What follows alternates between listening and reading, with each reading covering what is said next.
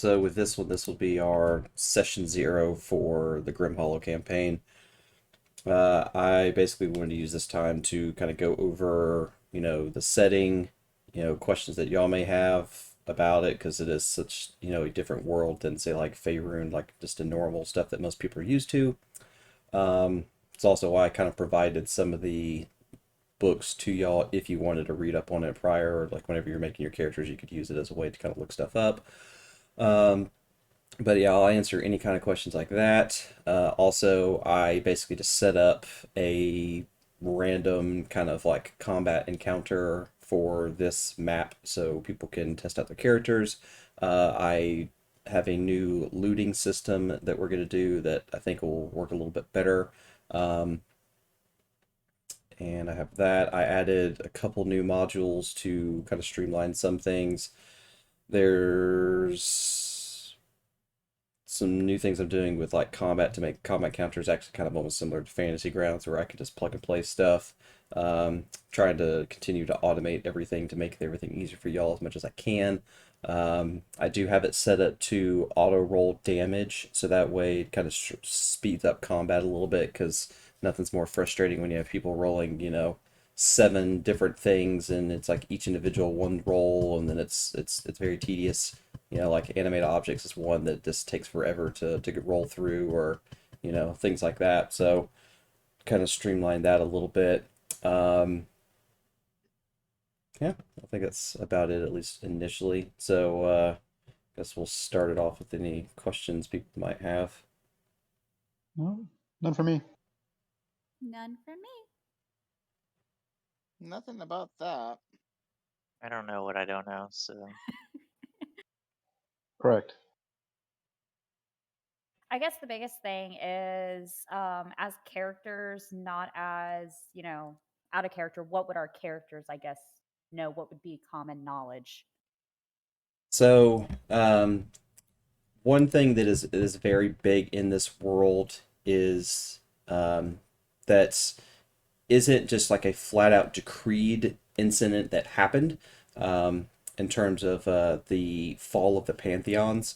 So that time period is known as the Gods' Fall, where the vast majority of the gods pretty much got corrupted and went insane, and basically had a huge uh, war in the spaces of the underworld and like heaven, equivalent of heaven, and like the primordial worlds and areas like that, and pretty much everybody started killing everybody, and the fallout of it caused massive damage to the planet. It caused a bunch of changes to weather. Like the environment took a heavy blow to it, and when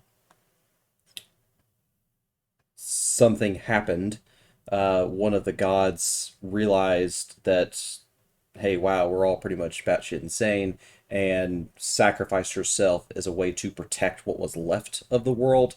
And she died, and she was basically the last one to die, and all the other ones, continued to fight each other till they died. And after that, magic as a whole, in terms of like spiritual magic of like clerics and paladins like that, kind of took a huge hit, because most of their powers are provided to by deities, and without those forces in play anymore, magic started to wane and became more and more difficult to acquire and fleeting over time for people that had become reliant and dependent on it. So the few remaining arch seraphs and archdemons took up the mantles of the previous gods, and have basically used this as an opportunity to gain power and influence in their own ways. Some for good means, some for more nefarious means, and they basically did this in a way to give some sort of balance to the world, because the world as a whole basically got rocked by it. Now, general common folk that live in, farms and things like that have no major idea that this even took place. Gods and stuff that they might have worshipped and prayed to might have used to maybe get like some sort of semblance of a sign or some sort of thing that would work in their favor. Hey, I really want it to rain, or it'd be really good for my crops to rain. Then all of a sudden, hey, it rains.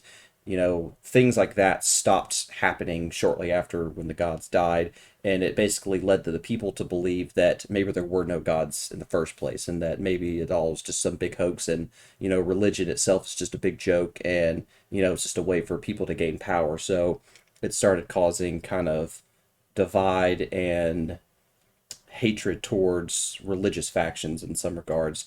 That hey, we've looked to you and we've devoted our lives to this the entire time, and now there's nothing. So obviously there's something going on. So that's kind of a big overarching theme in this world, is basically the fall of such a strong structure that was a huge integral part of this world is now gone, and pretty much the few deities that are left are just picking up the pieces and trying to make best of what they can. So other things that like characters yourself would know, the Baroque Empire, which is where we're starting this campaign, is the largest and most diverse empire of the entire continent. The Baroque Empire rose to power after four gods basically joined together to form like their own little separate pantheon, and they chose to anoint a child as their basically savior, and they had a church organization known as the Hearthkeepers of Aurelia, basically traveled the Baroque Empire looking for their like messiah, and when they found him, they, you know, pretty much put all of their hopes in this child, who was at the time he was about 12, and then all the gods, to further bolster this one person, created an artifact that would benefit this one person to make them stronger. One of the gods made him like a crown that gave him like increased like mental abilities. One person made him a sword that made him a stronger fighter. One person made him a set of armor to make him more defensive. Another person gave him like a orb that allowed him to be able to kind of see and have like kind of like premonition type stuff. And this guy used these four artifacts to basically unite, you know, everything under one banner to actually establish the Baroque Empire. And in a way, he pretty much went on a uh, takeover of all the major four regions of this territory. So people that were affected pretty heavily with it were the elves that were in, I want to say, I always get the four names of the territories mixed up because they all have similar sounding names. So the Nordenland, which is in this continent, is like kind of like just the north is most part of the Brock Empire, is where the elves basically lived. And when this newly formed empire, which was this guy that had all these special artifacts and stuff, he was human, and it basically was human expansion. And typical, westernized, we're gonna take our land and we're gonna take it from you and further expand for our own, own needs, and we don't really care if you suffer as a result of it. So the elves took a pretty rough blow because even though they lived a lot longer, were overall smarter, basically didn't see the humans as a threat, and eventually it kind of was their downfall because they, didn't think, oh well, that we're better and smarter than they are, so they can't hurt us, and eventually numbers overwhelmed them, and they couldn't really do much about it. But elves are very populated still; they're not like extinct or anything. Then you have Uterland, which is the primary area where the dwarves were. They basically stayed in the mountain regions, and they did not really get involved in the war too much. Now, when they tried to go across the mountain ranges, and they started having issues with the dwarves, and the dwarves and gnomes kind of banded together, and they, instead of continuing to fight, they kind of just went deeper and just kind of went further and further down into the mountain. And the way their god, as he kind of went down, he got a little erratic. Then you have Abinland, which is the primary area of uh, where the humans were, and that's pretty much where everything started there and kind of further expanded out. Then you had the other one is Rowland, which that one is the one I always get a little mixed up too, because Rowland was, I was trying to remember which one it was. I want to say they kind of fell in line with the Abendland kind of quick, if I remember correctly. Um, but eventually, once this guy united everything, actually everything went pretty well. He created, a long history of prosperity.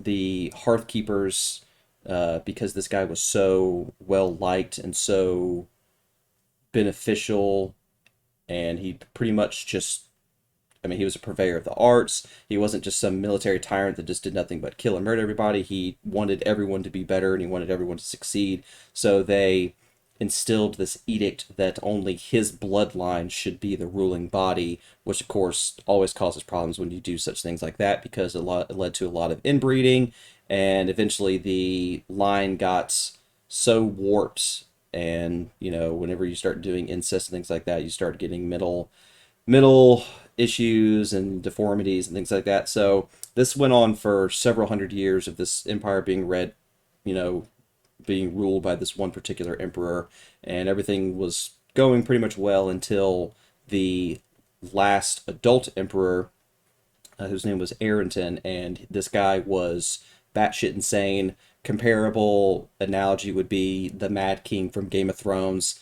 He just basically felt that we don't need four gods to worship. That's too much. We just need one God. We need a supreme God.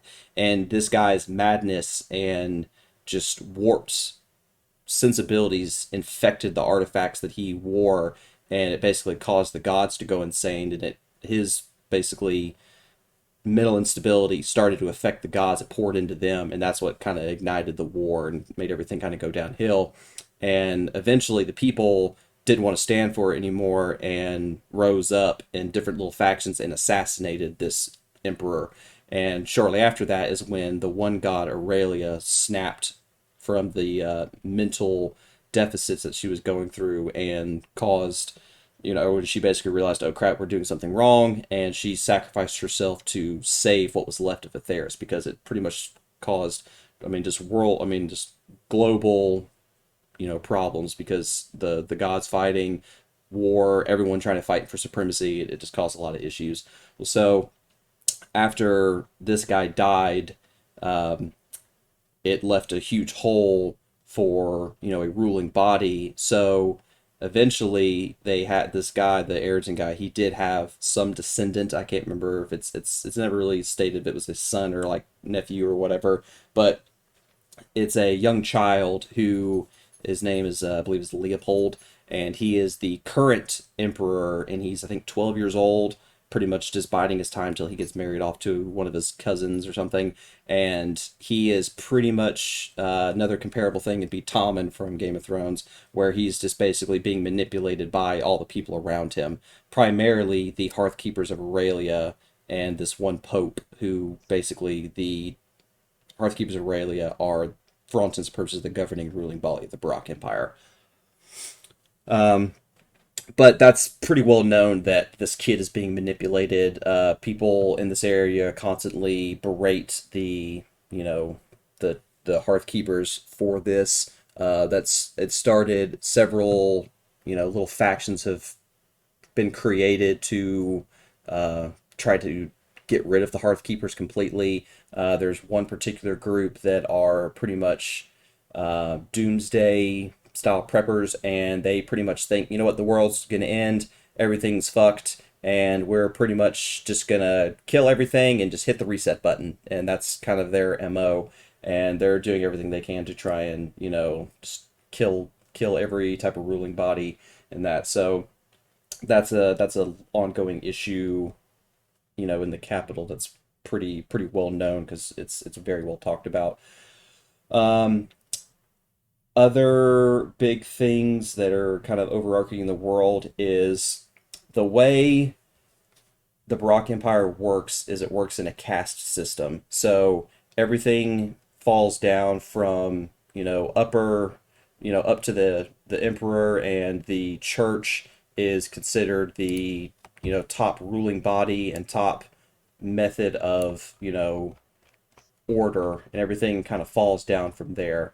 So, um, whenever you have times where people want to do anything, you have to go through a process of you pretty much need approval from whoever your direct noble or lord, whatever's permit. You have to have their direct permission to leave wherever you're from. Otherwise, you become a fugitive of the state, and pretty much most penalties of that result in either death or lifetime servitude, and whippings, and it just usually depends on the severity of what you do. Especially if you leave and go do something criminal, then it's usually a death sentence. If you leave to try and hey, I left to try to go get medicine for my family, you'll probably just get whipped and probably propped up as like a example for a while. But usually you don't want to go against whoever's your ruling body. But that usually deals with mainly like with serfs inside certain small towns and factions. So, you have like farmers in like a small town that have, lived their whole lives there. If those people say, hey, I want to leave and I want to go to the city, you have to get direct permission from that lord to say, okay, yeah, I'll let you go. Or no, you got to stay because I need you to continue to keep producing crops and no one can replace you and you're going to stay. And if you go against me, then you'll be punished. That's a ongoing issue, particularly in the Baroque Empire, opposed to some other areas where it's not as strict. It's unfortunately the caste system is just very set in place in the Baroque Empire. I'm trying to think of some other big things besides that. I guess any questions so far? So far, so good. So far, Yeah. so good. Not yet. Yeah, not yet. Okay. All right. So because of this being, and then I need to, I'll post a picture in the Discord of the region, so that way people can at least see a copy of the map, and then so the large mountain region or the mountain range in the middle is the known as like the Gray Spine, and that separates the Estoyan Empire and the Baroque Empire. And then to the left, pretty much where we're going to be starting is there's like a small little, I wouldn't even call it a river, but it looks almost kind of like a road. There's the word that says Uterland, and then like a little gray, little square, little brown squiggly just above that looks like a road. We're going to be kind of close to there, kind of very close to the woods, in a town called Fairhold. That'll be where we're actually officially starting from. And I've pretty much sent you all individual things to kind of like, hey, I'm kind of heading here for X reason. And I've sent you all that individually. So you'll have your own motivations of why you're going to this place. And as I'm not a fan of, hey, you all meet up in a tavern, go. That's not really, I think that's kind of boring personally. Everyone has their own motivations, and and I use your backstories as a way of creating those motivations for you to go to XYZ, especially in the initial beginning. So there's that. I guess let me look to see what else in terms of other things. There's one thing that's kind of unique with this world that was kind of a cool thing in terms of character development, things like that. There are like transformations that can be done, like instead of like contracting the lycanthropy disease how you did in like normal one, there's actually a fully breakdown of like, all right, you're bitten by a werewolf or a were tiger or wherever, whatever, were bear, and you contract lycanthropy, and then you start transforming into this thing, and it actually has like progressions where you can level up and be a stronger were creature as you level up with it, as you do various things, opposed to just like, yep, here you're infected with this, go. Same thing with like vampire. There's a one for very, very, very high levels. I think you have to be like 16 or 17 and or I can, it might be that. I think it's like 13, and you could become a lich, which is a kind of cool one. But that one's like a very very late stage game, and it's very specific for like typically wizards and shit. Because I think you have to have like a base intelligence score of something. It's like 16 to 18 or something. I can't remember exactly. But transformations are kind of cool. If anyone's interested in them, message me directly, and I can go over it, especially if there's anything, because you can look through them in the book and kind of see, oh yeah, this one's cool, or this one would be interesting, and if there's somehow, if you're like, hey, I would want to maybe become this later in the game, I'll kind of work on that in the background and try and set things up so that could actually potentially happen. But that's just something that can, maybe happen for people if they really want it, but if not, then that's about it. So there was one mechanic that they created. Basically, they're just like optional rules that are mainly dealing with like conditions. The only one that I actually liked because it would maybe be beneficial for y'all as players, and because it would be whenever you do run into them, it could be, game changing in a good sense, but also kind of a double-edged sword when it goes against you, is a condition that's called dazed. So basically, whatever the way this is triggered is, say you're a spellcaster, say a cleric, turn one, cast Spirit Guardians. They are trying to just become a blender, and they are focusing on the spell and they're concentrating on it. The next turn, someone hits them, they fail their con save. So normally, all right, spell ends, you're done. Well, with this one new mechanic, you gain a condition which is called dazed. And then into the end of your next turn, you can't concentrate on another concentration spell. So, like for example, turn one, cast Spirit Guardians. Before turn two happens, you get hit by something, you fail your con save. Then on turn two, you're still dazed, and then at the end of that turn, you would be able to on turn three cast Spirit Guardians, but you couldn't just immediately cast it again on turn two because you're still dazed, because it's like your brain's kind of rattled for focusing on a spell. You got hit, you lost your focus for a little bit, got to regain your bearings, which would be good in certain instances, like when you're fighting, say, like a spellcaster enemy, and they're doing something like greater invisibility, and you're able to stop it for whatever reason. They fail their con save, and they couldn't on the very next turn be like, oh, I'm going invisible again. They would have to wait a following turn until they could potentially do that again. So it has some benefits for y'all, or another thing, like you run into an enemy cleric and they do fucking Spirit Guardians and they turn you into a blender. So that's a mechanic that I could potentially add if y'all are interested in it. I'll let y'all decide.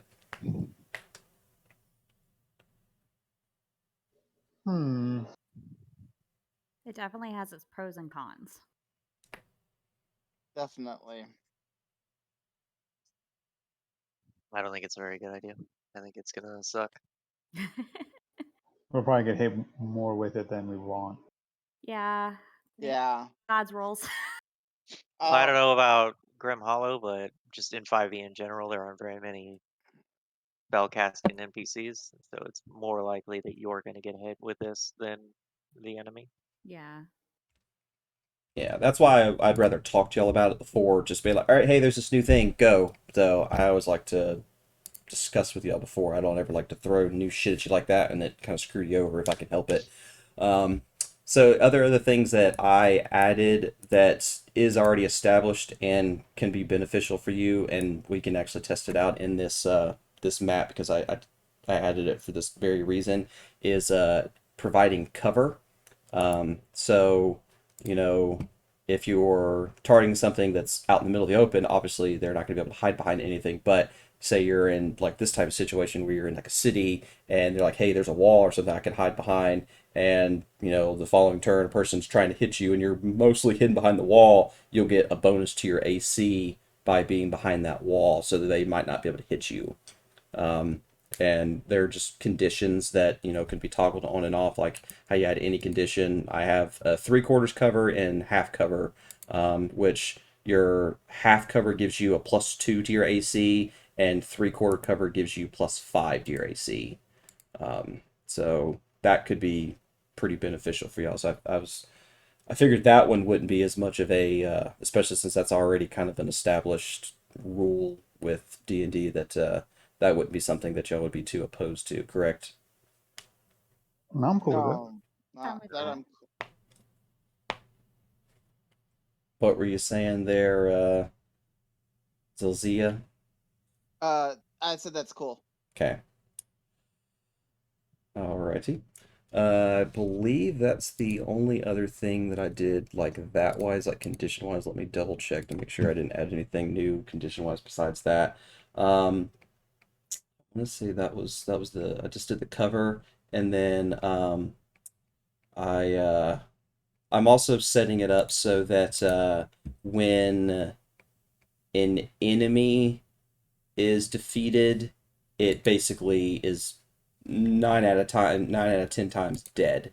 So like whenever an enemy gets dropped to 0 health, they're just dead. Like it'll have a little dead skull icon. So but when say you as a player get down, it'll show unconscious because you might potentially get back up or someone's going to revive you. Where most of the time, especially early on like this, whenever an enemy's going to get killed, unless y'all bring them back for whatever reason, no one's going to pick them back up. So they're just going to die. So they'll have two distinct icon differences for whenever, that'll of course trigger whenever your health drops to 0. You'll notice the, differences between both characters. Um, so I did change looting from how we did it in that last little bit in Horror of the Dragon Queen, where once you killed an enemy, you could like walk up and just take stuff from them. The way I have it set up now is once combat's finished, I will turn an enemy into loot. I just click a button and it basically will put up a little treasure chest icon on that character and it'll convert that person into a loot sheet. I created rollable tables, so whenever I put people onto the map, it'll automatically generate loot for them. So, you might kill a bandit that's holding a potion of healing. You might, run into someone that has, you might kill an enemy that's holding, a dagger or two, or they're holding some vials, or, they'll have, I created just a rollable table of like 50 different items that are ones that would make sense that this person would realistically might have this on their person. I usually will sometimes go back and double check, like, and make sure it's like, okay, not realistically, X person would be holding, 50 foot of rope, in that situation, but, them having a potion on their person would. So, I wouldn't take that away from y'all potentially getting a potion, especially in the early stages of the game where things like that can be very clutch and keep y'all alive. So I'm going to make things like that be a little bit more common, especially early on. You'll be able to find items like that. I am going to be a little bit more strict with keeping up with resources in this one because this world is vastly different than some of the other ones we've done. And, with you being in areas that are not always going to be very densely populated or, high traffic areas, and you're going to be, outside or in the woods and things like that a lot, you're not going to have access to, you know, countless amounts of arrows or countless amounts of food and things like that. So keeping up with rations and keeping up things like that would be more realistic to kind of keep up with than what we've normally done in the past. So I'm going to be a little bit more strict with that. But it'd be a simple thing. It's like whenever you take a long rest, everyone use a ration, and then we'll just kind of do things like that. So I'm not. It's not going to be like super super you know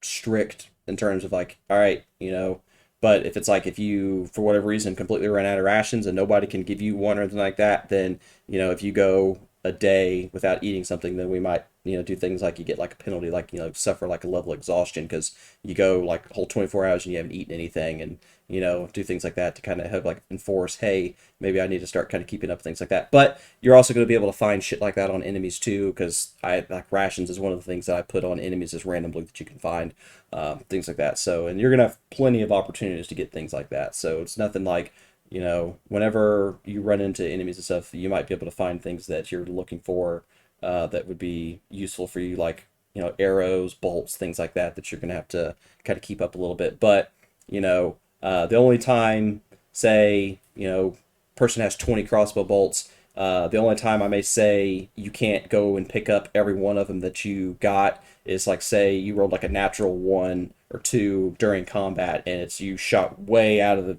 out of the blue and you have no idea where that arrow went.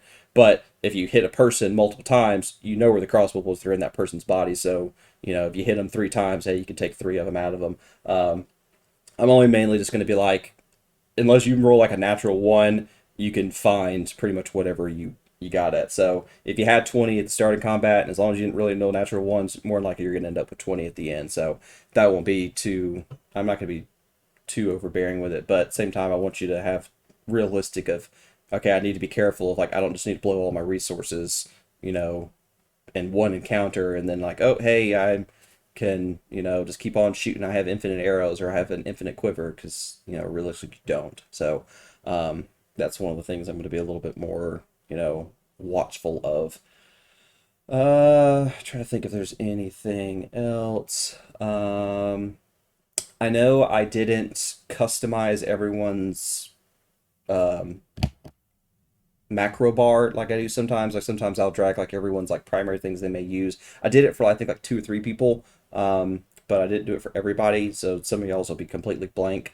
But if you do want to add things to that bar, whenever you open your character sheet up, like when you push C or double click on your character, then just hover over whatever item. It'll bring up the little die icon, and then just drag that down to the bar, whatever spot you want to put it at, and then that'll create more macros for you to be able to use.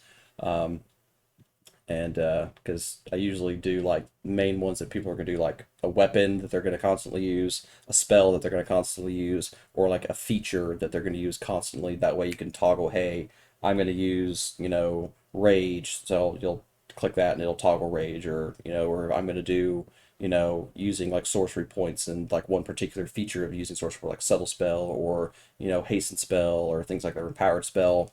I'll click that to help it take that off my character sheet, so I don't have to go into my character sheet every single time. Or even when you're doing the hover over the token heads up display, you can do it that way, and do it a little faster. If you have your you know short bow is set to 1, you just tap 1 on your keyboard, boom, you attack, and you're done. I also went with the reticle for targeting again, because I think that just looks a little cleaner, and you can't miss knowing who you're targeting when you have the reticle, because it's pretty precise, and okay, this is exactly who it is I'm targeting. I did figure out how to get certain spells to work better in a sense. So a good example one would be like Spirit Guardians. I couldn't ever figure out a way so it would only target enemies, and it would target just everybody in that circle. But I figured out a way to actually target only enemies now. Same thing would be like, a person that would have actual control over, say, like a spell that's an area of effect spell, and you can purposely choose, all right, I don't want to target person 1, 2, and 3. I have it set up so it'll only target enemies. So that'll be something that'll be a little bit easier. So that way you don't have to worry about like, oh shit, I didn't mean to hit, so and so friendly player, and hey, fix their health for me, please. Things like that. Trying to think about anything else.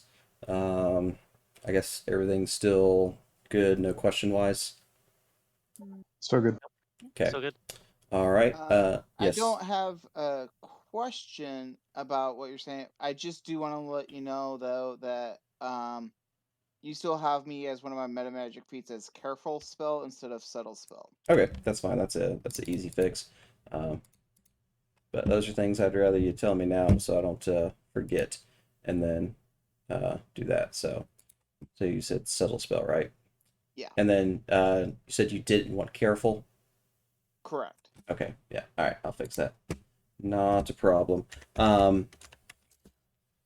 So I'll fix that for you real quick. That is not an issue. And let's see. I'll go back to that. And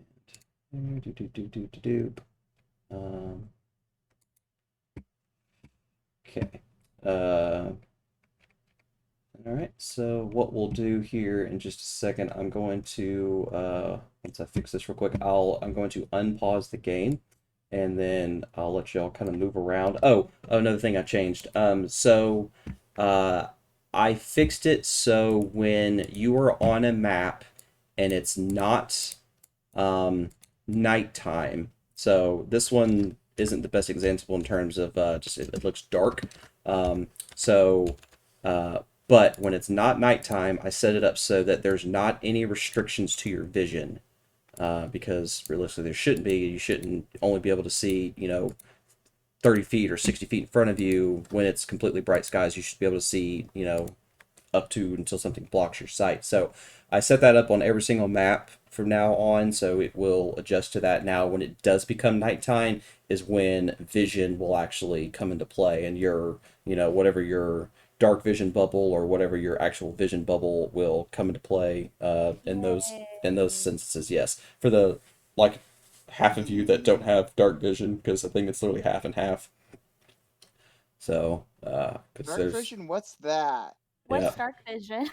Yeah, yeah, because I want to say it's two humans, somebody else, and uh, three other races that have dark vision. So, like, you're literally split 50-50.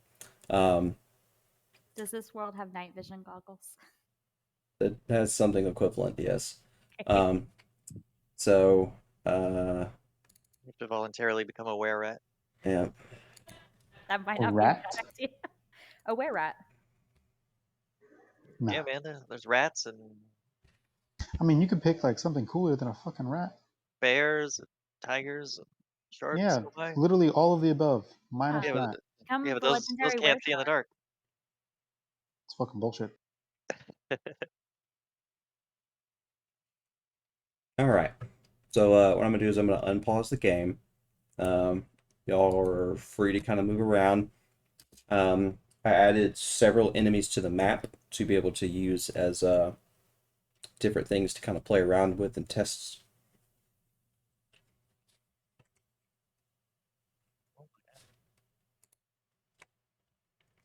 Once again, I am using the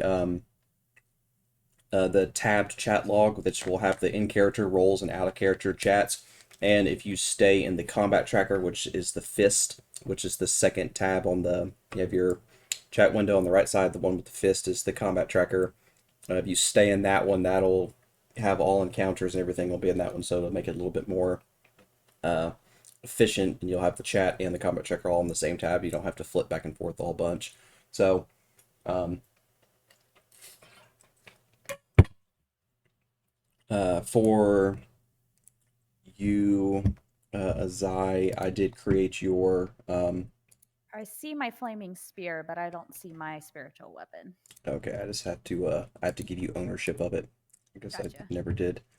Let's see, and okay, there it is. You are now the owner. Okay, Aha. there you go. Now you should be able to see it. Um, I also have a new module that mainly affects me, and it will allow me to see what y'all's passive perception is and what your AC is, just as like a little mini. It's like a little mini, like I'm trying to think of the best word for it. Um, it's pretty much those are nice. Whoever designed those. Um, uh, like a little pop up for me that I just see constantly, and it just shows me all of your players. It shows all the players, and then I can actually click on it. It'll actually take me directly to you. But it shows me y'all's perception, your ACs, and things like that, so I can kind of check that stuff a little bit better. Um, did you create your token, or did Put it down. It won't let me do anything with it. let Like me it's just showing this circular. Oh, that one? then what's Yeah, I'm gonna. what's this? It's the template. I'll remove it off your thing. So whenever you cast a spell, Oh, I'll take that away. That way it won't uh, confuse you. I sometimes forget to take those off, but I'll remove it now so it won't confuse you in the future. So uh, Interesting. let me um, all right. So I removed the template, so now it will not do that. So uh, right. Then how do I attack with it? okay, so you were actually going to just click on the item itself, and it'll Hmm. say inventory, and then it'll say spiritual weapon, and then you'll target Oh, whatever there we enemy, go. and then you'll hover that. Yep. Um, you can Oh, it actually, actually hit. yeah, you can actually create a macro for it. So if you like when it's on the board and the weapon's actually on the game, Mhm. you can, you know, go to open up that's own individual character sheet, and then go to the features, and then hover over where it says spiritual weapon, and then drag that down to your bar. So then that way you can hit whatever number you put it on, Done. and then it'll save you some time, and you won't have to deal with it as much. And it'll be a little bit easier to do that. Orlum, I actually went ahead and actually designed you some dice I got some hints that you would deem appropriate. Okay. So also I added a new thing. So whenever you roll a natural one for anybody, it will actually do like a broken glass sound effect and looks like kind of like you screwed up. So I did that for everyone to kind of test that out. Whenever you get a one, it just kicks you out of the game, closes the tab. Yep.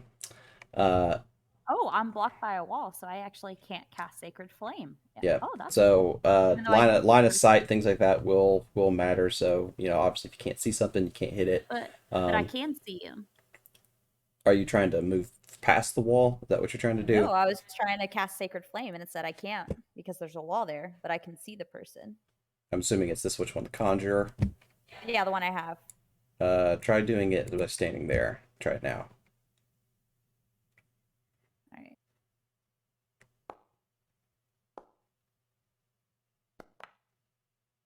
That worked.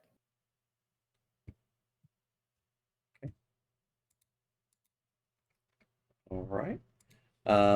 So uh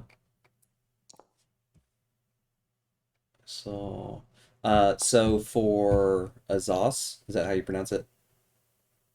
Azos. Azus? Okay. So I went ahead and made your offhand dagger automatically remove the modifier.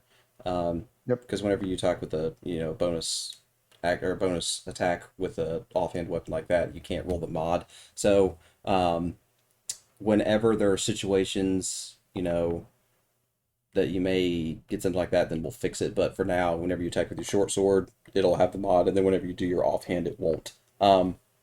So for your sneak attack, I did it two ways. The easiest way is to have a toggled effect. So I made just in your effects area, you'll see sneak attack. Yeah, I saw. So when it's turned on, it just has that little skull knife, and then so say if you had advantage against that guy, then you could roll your sneak attack.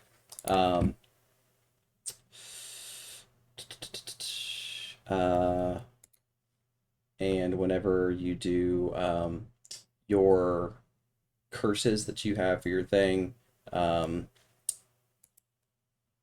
those effects are already coded to do what they need to do. So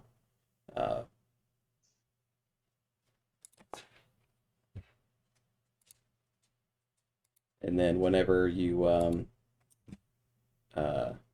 do the one thing that actually does that effect, I'm not trying to give your character away. Whenever you do the one thing to actually start that, Yeah.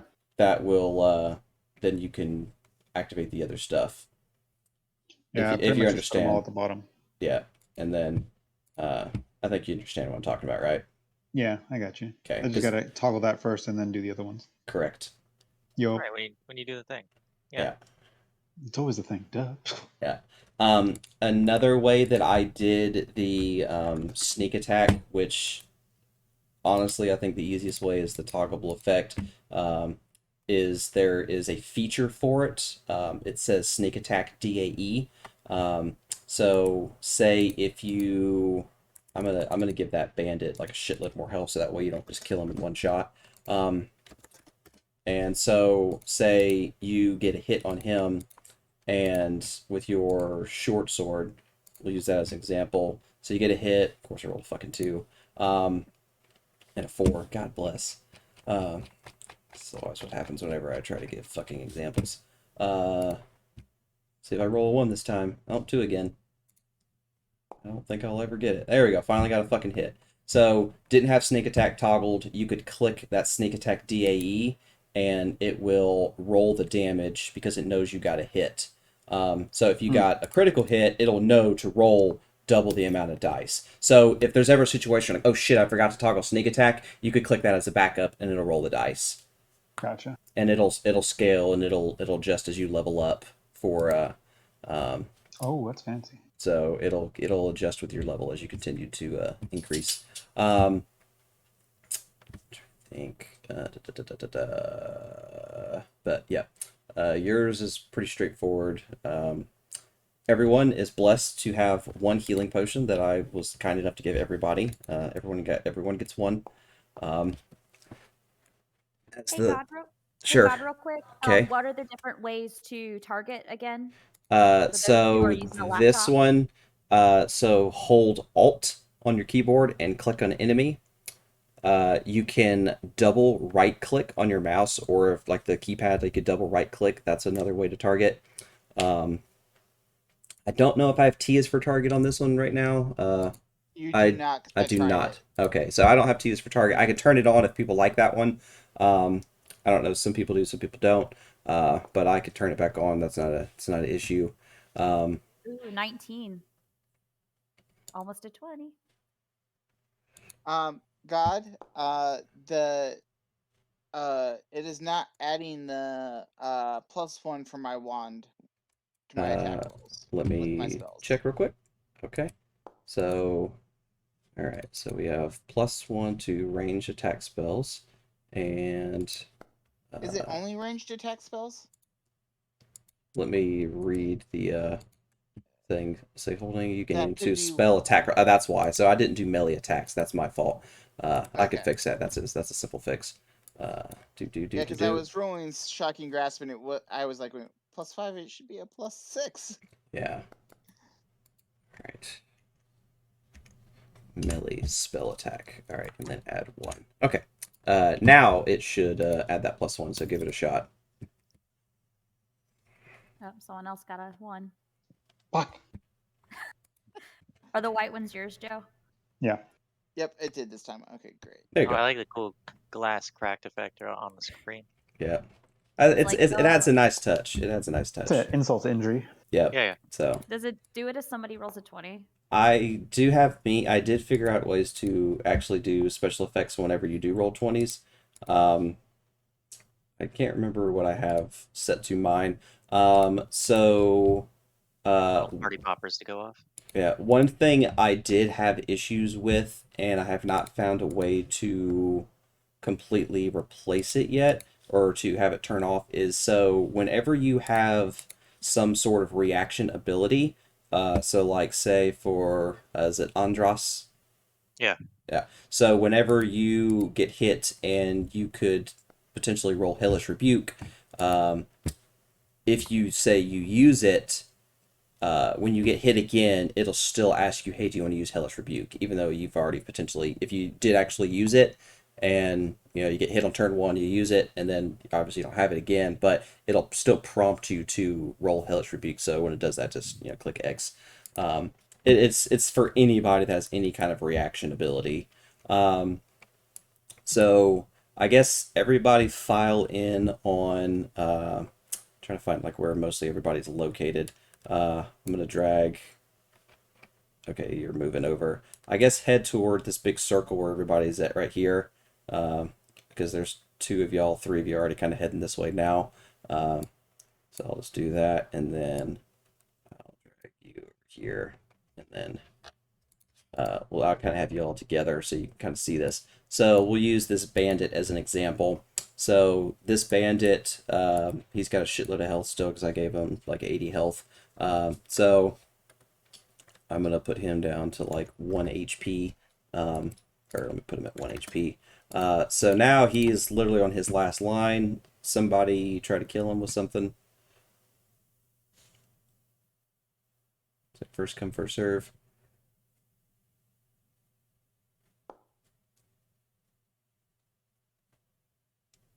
Okay. All right. So he got He got hit by something. I don't know what hit him first. Somebody killed him. So, all right. So now he's now dead. So he falls prone, and that's my dead icon, where it's just a little skull.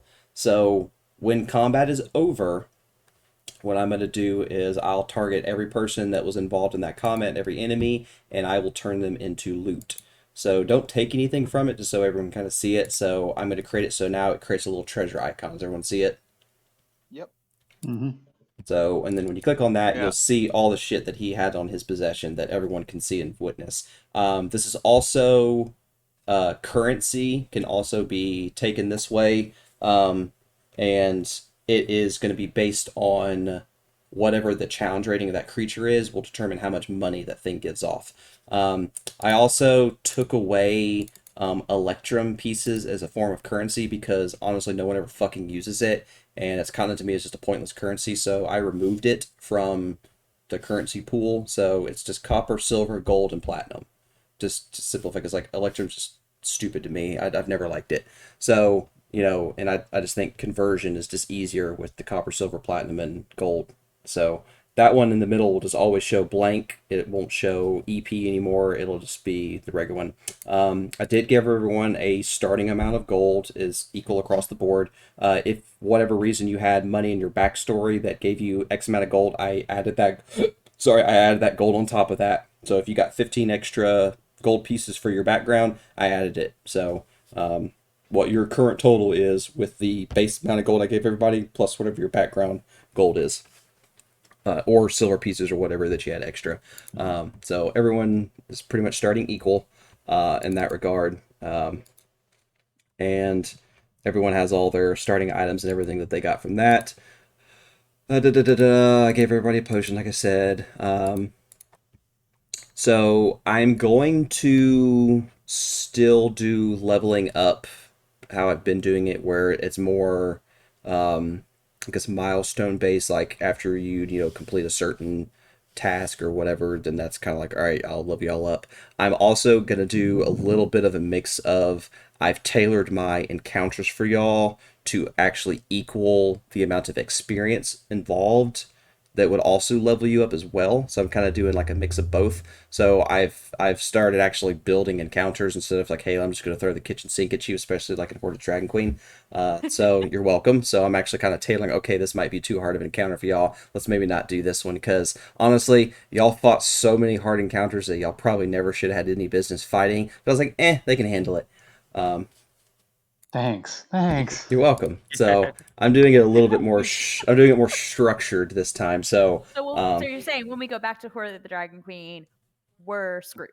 Back to the probably, meat grinder. yeah, probably, No, what he's probably. saying is that with all the hard fights that we fought, if he was doing XP, we'd all be about level 15 or 16 by this point. Oh instead of God, being yeah, level God, 11. yeah, oh yeah. If I actually kept up with experience, oh y'all would have so fucking much experience points. It wouldn't even So be what you're funny. saying is, retroactively, You were the When the level that night I made you, and that's what it's gonna be.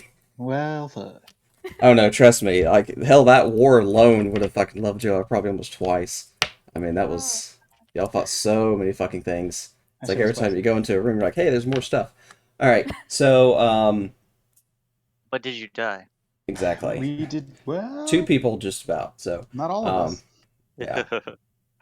Some people got close. So let me look over to make sure there isn't any modules that I added that I didn't talk about that I added, just to make sure everything's good and discussed. Um, oh, I did add. I don't know if you've noticed, but I've added combat numbers because I do kind of like that. Kind of gives it that kind of video game feel. Like whenever you do X amount of damage, you see it kind of pop up on the screen. Uh, I did see that. So I like it. I think it's kind of cool. Um, it's especially like when you start getting higher levels and you start rolling like 40 damage one turn. It's cool to see that. I just did 40 damage. This thing kind of pop up on the screen.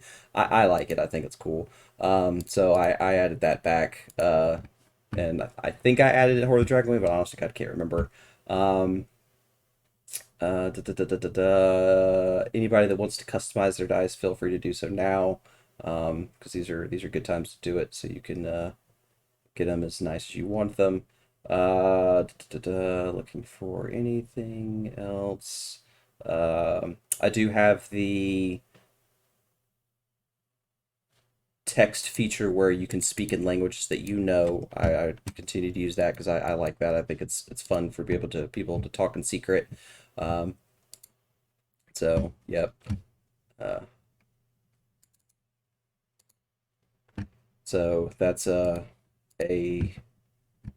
thing still. I am also going to a new thing that I'm going to start doing, especially to kind of keep it a little bit more realistic. So, like, whenever certain things happen, say based on like a perception check or um, someone's like in an area by themselves and they get like an investigation role, I'm going to do a little bit better about messaging that person in private so only that person knows about it.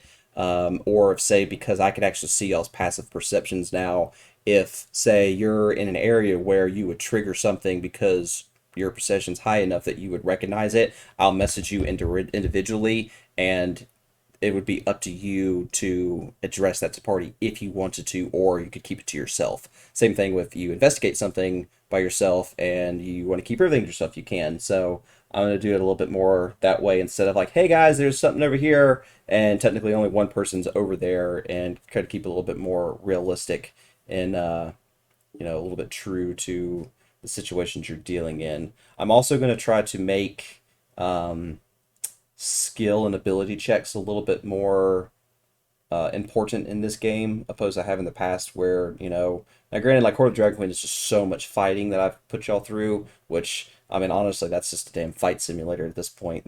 I mean, y'all pretty much was just wall to wall of fights. Where this one's just going to be a lot more, there's going to be a lot more talking in this one. There's still going to be fighting and things like that, of course, but there's going to be a lot more situations and abilities to, or opportunities to actually perform checks and kind of get benefits or hindrances as a result of said checks. Failing to intimidate somebody that's, being hostile towards you might lead into a combat encounter that wouldn't have normally have happened if you could have successfully got them to back off, or, could have persuaded them to, hey, maybe we shouldn't do this, might prevent a combat encounter. So I'm going to try to make that be a little bit more of a thing, and be a little bit more consistent with that.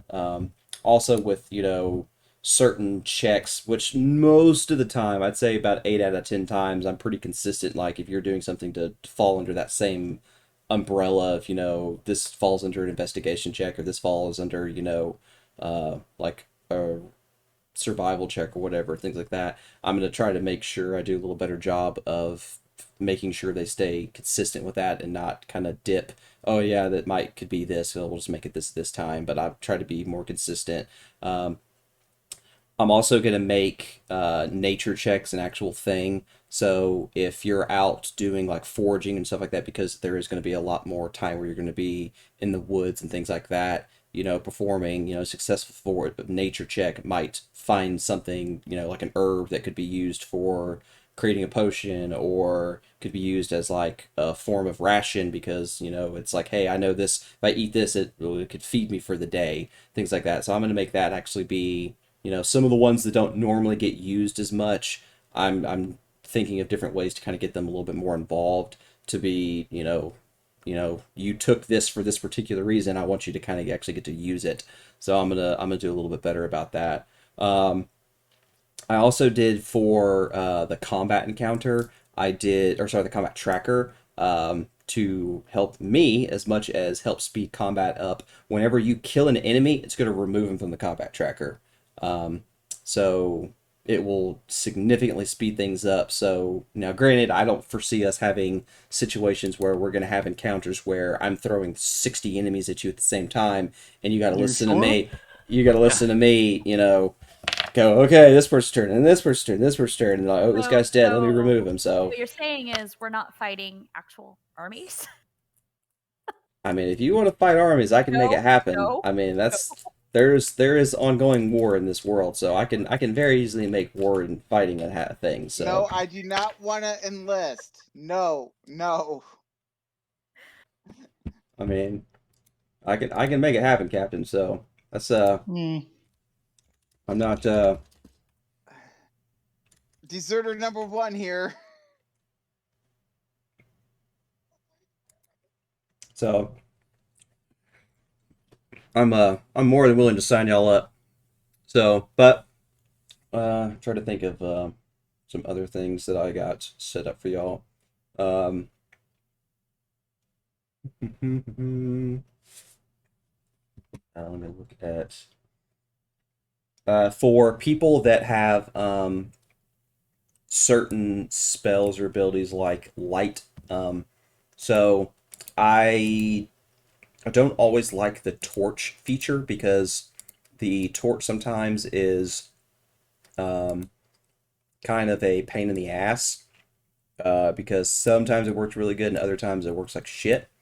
Um, I know like sometimes with like sword and like the Horde of the Dragon Queen, sometimes it worked really good and other times it worked kind of like crap. Um, so I want to I have a thing set up to I can toggle on that particular character to create that effect. So for her, she just casted the light spell, and I toggled the light effect on her. So, now she has that bubble. So now if I make it nighttime on this map, which, it'll slowly transition, she Please now don't die. has. We can see. Hey, that spell's gonna come in real useful. It's on my bar.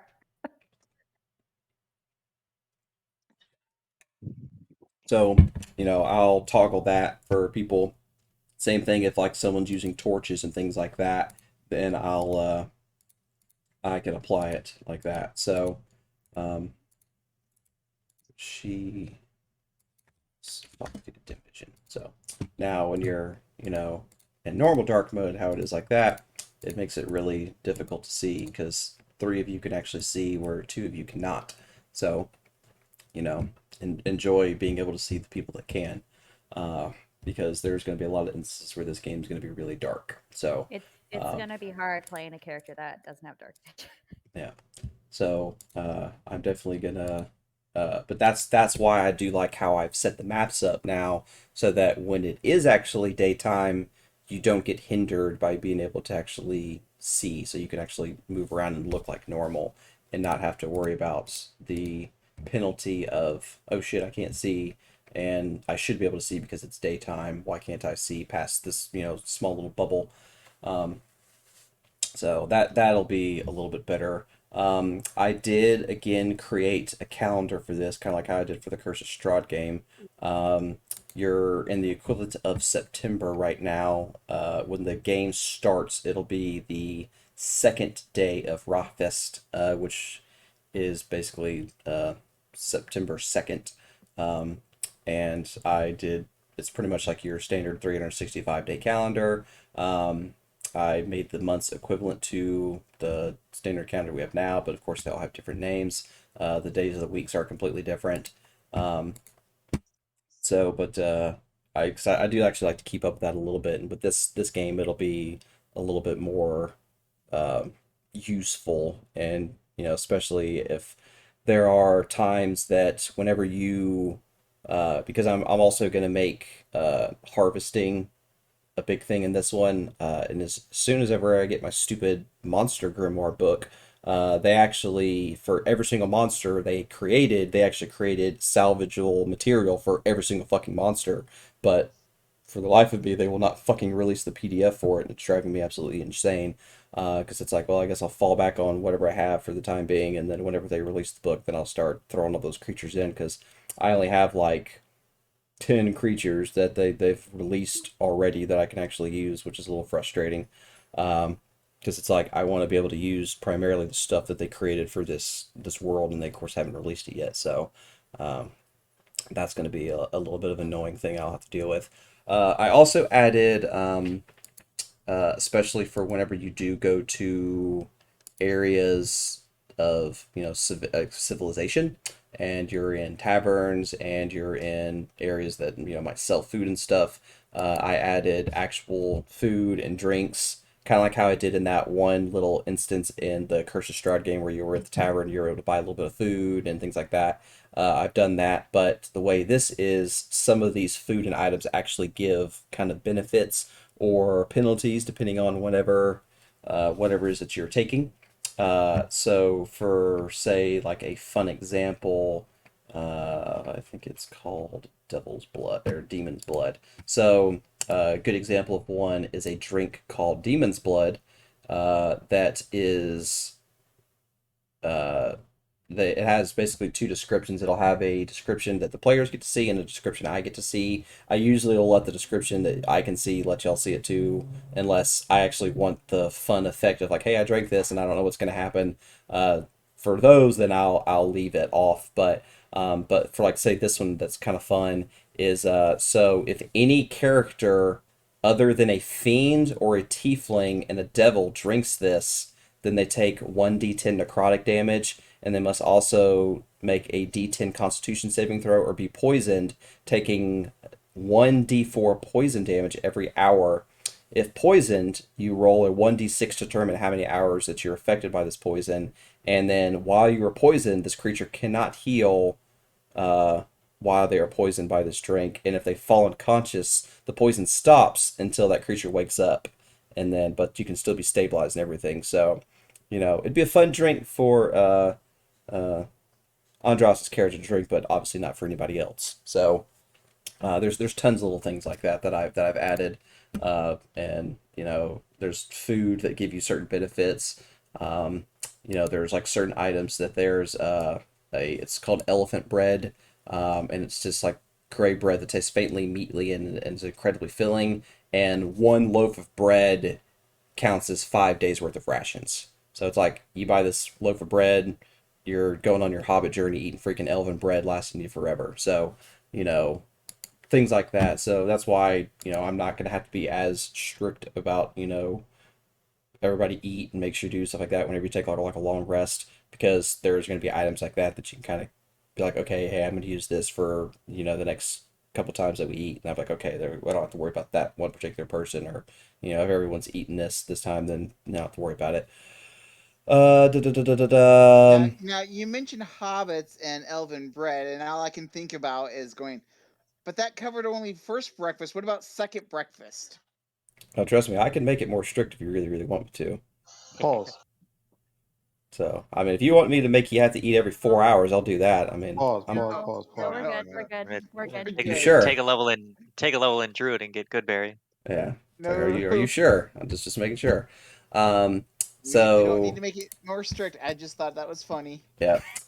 Same thing. Like I created alchemical supplies, which is like some of the stuff for like if you're going to be out in the woods and you're looking for stuff. I know some people actually have like a high, like they have a, they're proficient in nature checks. People like that could be your people that would go out and be like, hey, we're going to go out and look in the woods and try and find stuff, Yeah, I got a and things like +1. that.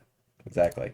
So, people like that. So I'm going to try to make, things like that a little bit more, beneficial, and, hey, I actually picked this and I can actually get something out of it, or part of my background had this and I'll actually get some use out of it. So, I'm still trying to exactly determine how I'm going to do the harvesting in terms of like what would be, because the tool itself and having the harvesting tools isn't anything super complicated.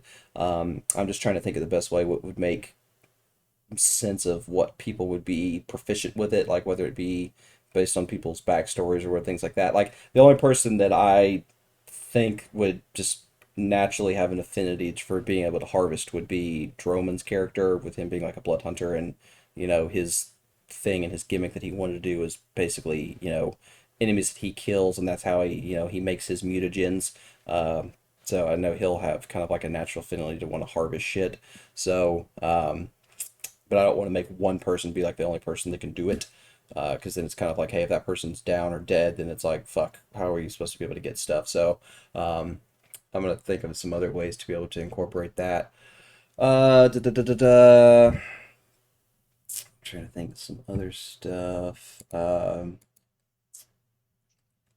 I'm still working on NPCs and trying to make them a little bit less generic and less, common things. So like the acolytes, this, looks completely different than your nice, weird, creepy mask looking acolyte that you ran into in the past, and everyone's like, what the hell is that? So this guy's, in robes and shit next kind of looks like an acolyte a little bit. Same thing with like the bandits and like the bandit captains. I'm trying to make them look a little bit more realistic and kind of make more sense. It's like same thing with like guards and things like that. I'm going to try to make guards look, per region look a little different, from wherever they go, to kind of give a little bit more variety to it. Because I hate y'all looking at the same 8 pictures over and over and over again. I think it gets a little repetitive. Um, so apparently I didn't know initially, which it's actually one of the very few creatures that was in the book that I actually got access to. Bugbears are a thing in this world, and they are fucking cool. Um, cool in my aspect as a DM, but not cool in your aspect as players. Yeah, I figured that much. So the first time you run into bugbears, you're gonna hate me, and I'm going to absolutely love it. So have fun. I just saw them and it reminded me of it, and I just felt I would just go ahead and address that. So, but yes, bugbears are really, really fun. That gives me a lot of hope that some of the things that they created in this book are going to be really, really fun, just like how the bugbears are. So yeah, forewarned, you're not going to like me very much sometimes. So what I'm hearing is we see bugbear, we run away. If you can. That's what I say, if you can. Sure. Hey, I only have to run faster than one other person, so. Not wrong. However, that bitch got to reach. Yeah.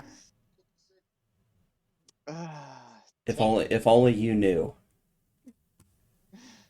Listen. If only you knew. There's one in particular that's really, really fun. I can't wait. Wait, hold on, Paul. Do you mean that like there's multiple types of bugbears? Yes. Me, fuck you. Oh shit. Yes, I know.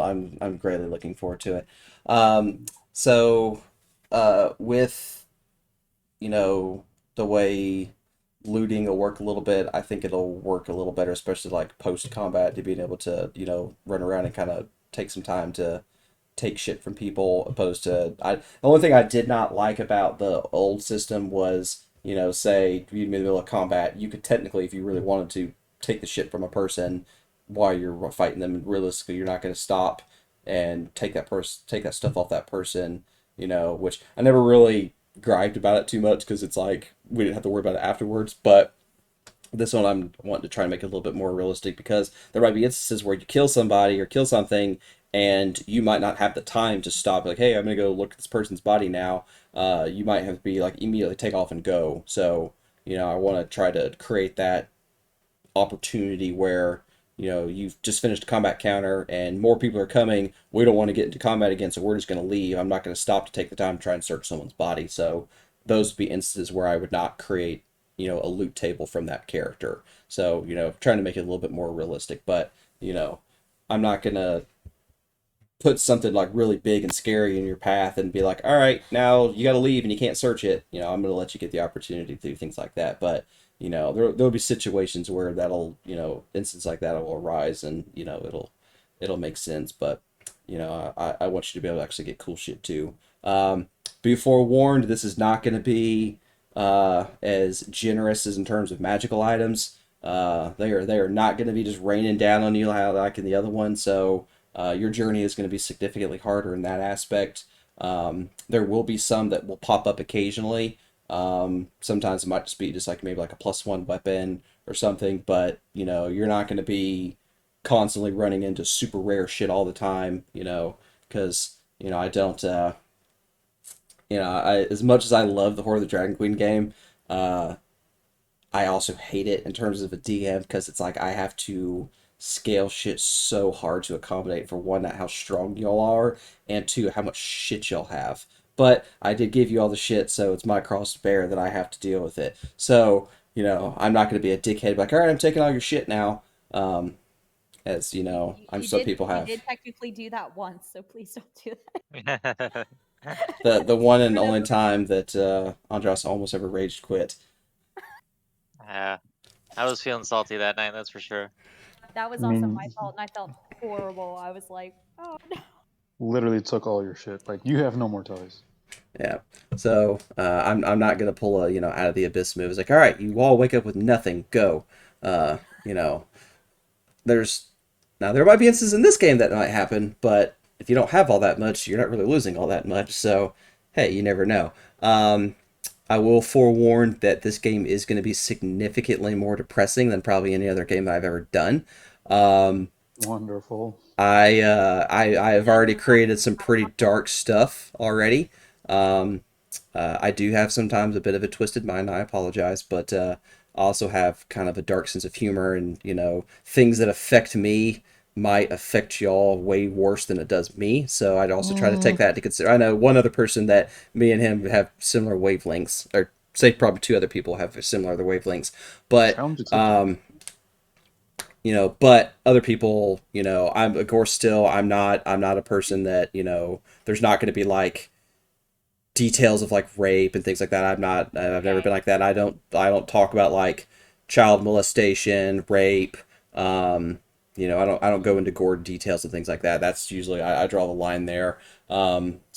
But I may infer that things have happened, but I'll never go into detail like this person was held down and blah blah blah happened. I'll never do things like that. But based on bruising, the way this person's acting, you can infer that this type of thing might have happened. That'll be about as far as I'll ever go in crossing lines like that. Um, but no gory details and like that. So that's not going to be an issue that anybody will really run into. Um, but like I said, it is going to be a significantly bleaker campaign than what I've done in the past. So if it is sometimes too depressing for you, let me know. I will say though that as I am creating this story, because I am pretty much coming with it on my own, while it is depressing at times, and the situations make you feel bad, the satisfaction that as a player you will get for overcoming said obstacle will feel amazing because I'm going to make you fucking despise certain people.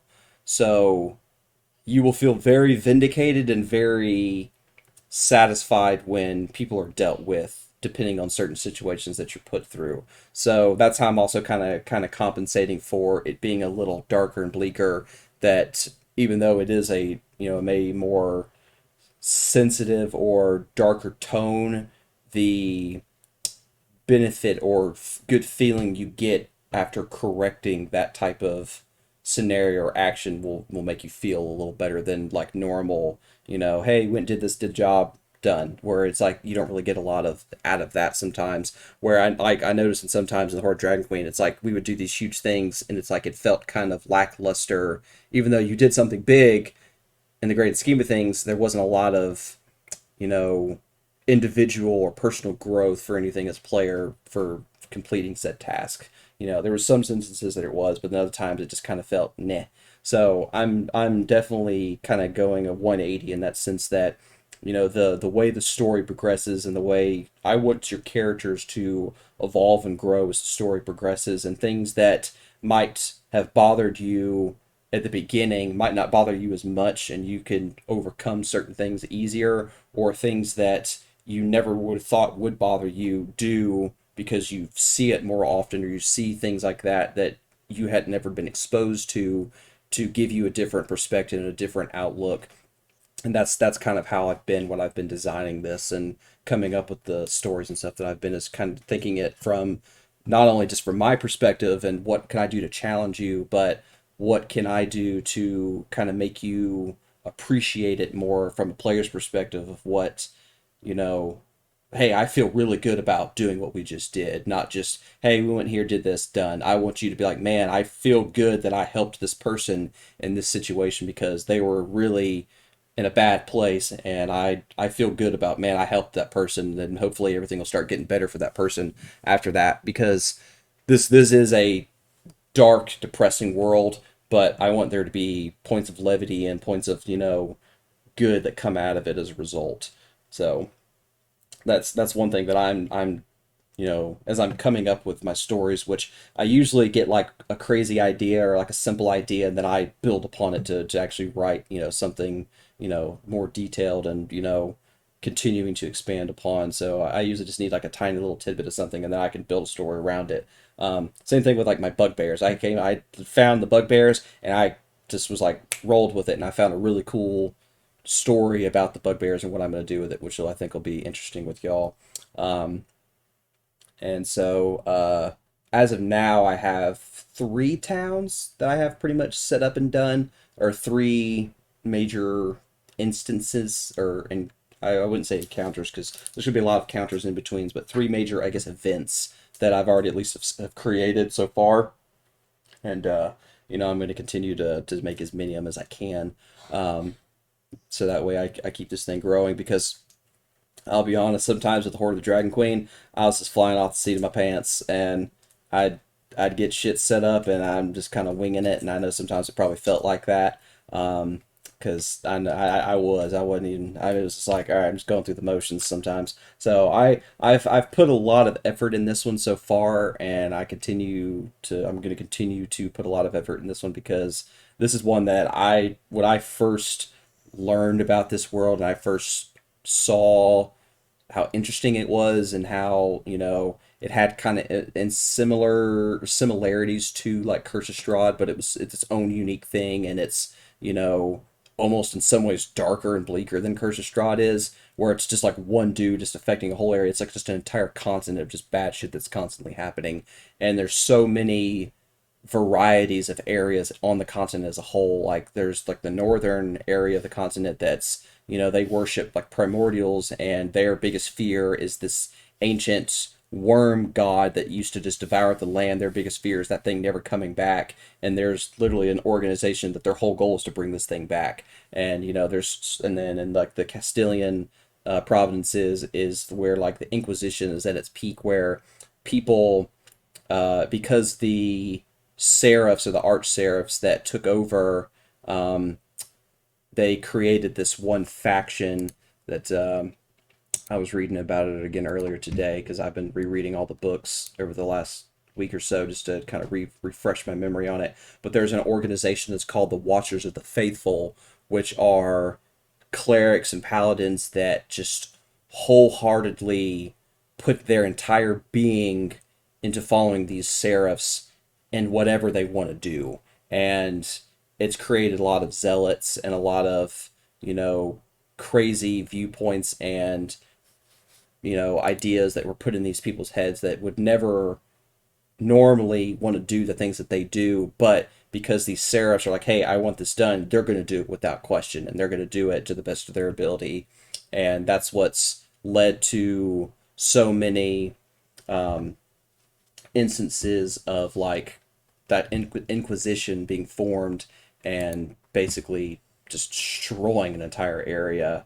There was a good see they had like a quote of it, and I'm trying to see if I can find it. Um, Here we go. Uh, the Watchers have instigated various inquisitions across the continent in an effort to stamp out all that is, in the Cardinal's words, corrupt, heretical, inquisitious, or displeasing to the eyes of heaven. That is like almost their motto that they live by. Oh, Inquisitus, Hmm. yeah. So yeah, that is an organization. Granted, y'all won't really have very many run-ins with that group because that's kind of people south of this area. Now there might be instances that you're gonna run into them, but not nearly as much as if we were playing in the Castilian Empire. You'd see them fucking every 5 seconds. So I'm also taking that into consideration that things that you're gonna run into is gonna be wholly usually unique to that province and that area because they are pretty separate and they kind of have their own way of doing things. Um, Another thing that is actually big in the Baroque Empire, which I didn't mention earlier, is the way magic works in terms of how magic is recognized. So the Baroque Empire, in terms of magic, is more accepting of it than say other continent or other provinces are. So Castilian provinces, you don't fucking cast magic in any way, shape, or form. If you do, unless you're a cleric or a paladin and you're under X person's little order, you don't fucking cast magic unless you want to die. Like it is a fucking death sentence. You are a witch, you're a monster, you're the cause of everything that's bad in the world. They will come for your soul in a heartbeat. Don't ever fucking do it. Baroque Empire is a little bit more lenient because in Nordenland there is actually colleges devoted to the study of magic and the pursuit of magical knowledge and further development of it. So they actually have a college devoted to each type of magic in that area. In the Estoyan Empire, which is across the mountain range, there is a place that's called the I want to say it's the I want to say it's the Raven Court. Um, I always get it confused because it's so close to Raven Loft, and it really fucking confuses me because it's like I hate how they created two things that are so close and similar name to like the Shroud stuff. And actually, How about that island on the east side, the Raven Court Sanctuary? yeah, that's it. Yeah, because that's so the Raven Court Sanctuary is it is, I'd say you're a close comparison to it would be like a Freemason group, where it is a secret group of mages that keep to themselves. Once every 7 years, what will happen is a boat will arrive on the shore of the Estonian Empire, and it will have a list of names of people that have been accepted into the school. Uh, Once you go there, you're there for 7 years, and once you are finished, 9 people come back. Then there's a new list of names. Uh, That and list usually bigger than 9? It is never more than 10 people. They take 10 people at a time, and 10 people go, 9 people come back every seven That's not too years. bad. Yeah, every 7 years, like clockwork. It's pretty much impossible to just go off on your own to get there. Most people that go out usually run into deadly sea serpents that pretty much attack any ships or anything that get near the place. There's been no record of any person ever successfully sneaking to the court ever in its entire existence. Uh, no Hmm. one's ever made it there and back and lived to tell the tale. People that have attended the school don't talk about the school. It's like Fight Club. Once you join Fight Club, you don't talk about Fight Club. Um, Hmm. so, people that actually do attend the school and you might get a tiny little tidbit out of them and they might, think about, the library and things like that. And then they'll immediately shut up like, whoop, not supposed to talk about it. They don't disclose any information about the school. Um, it's your Ivy League magic school, basically. Um, so, uh, not, not very common for people to go very often because it is such a select few every 7 years. Um, but that's a cool little thing that's part of this world. Um, So, yes. a question: since we're on the Baroque Empire and arcane magic and stuff, what are the pros and cons of the arcane license? Okay. So the pros and the cons of the license. So if say you were in a very large city, so Altenheim, the capital of the Baroque Empire, for example, or for at least the Abendland, just the capital of Abendland, but it's the primary seat of power in all of the Baroque Empire. That would be a place where you could go and you could apply for a license. So by having this license, it recognizes you as they basically put you through a testing process to show what you're capable of, what you can cast, what are your limitations, and they basically give you permission to cast X amount of spells or X amount of appropriate spells in the city without penalty. You could say, you know, they're not going to let you obviously cast fireball in the city. If you do that, you're going to jail. You'll probably get killed. If you, you know, if you are good at doing mending, mending would be something they'd be like, yeah, we'll let you cast mending in the city. That's not a problem. There are certain benefits of being able to cast spells and being able to do things in the city without any kind of form of reprisal. If you do it without a license and have no proof of saying, hey, why did you cast this spell? Why'd you do this? Then you can face repercussions of, penalty of jail time, depending on the severity of the spell. Like if it's like an attacking spell and you hit like a lord or something, that penalty is death. Oh shit. So, like I said, there are major laws of the Baroque Empire that I can actually go over. Sorry, I was trying to finish the starburst. Um,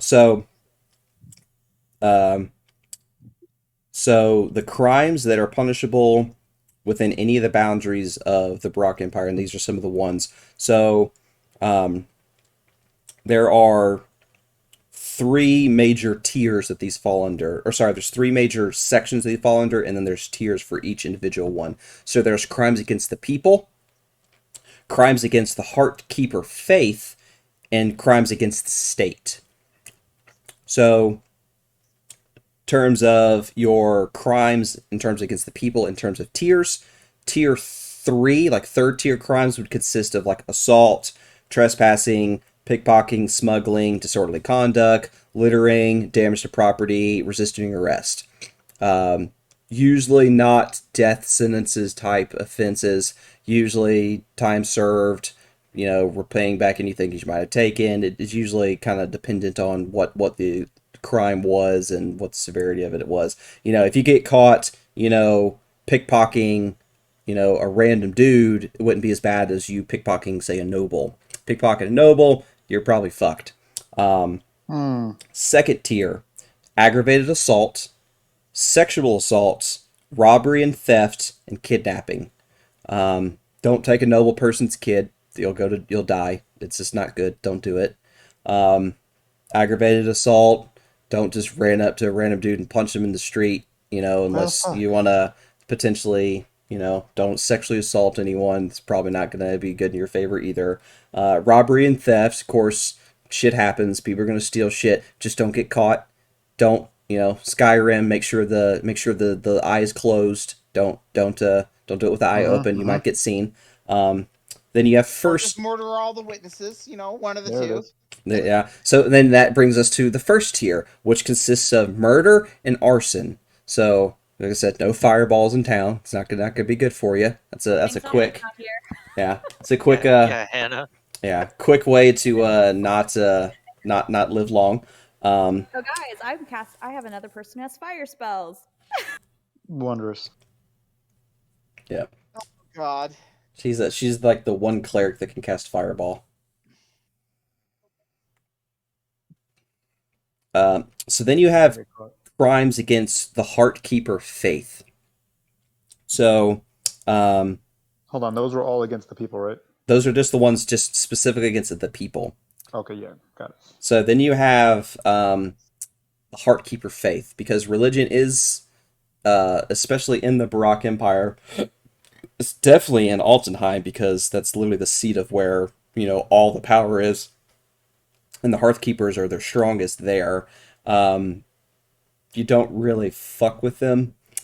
So third tier style crimes consists of vandalism of temples and shrines. Don't vandalize temples and shrines.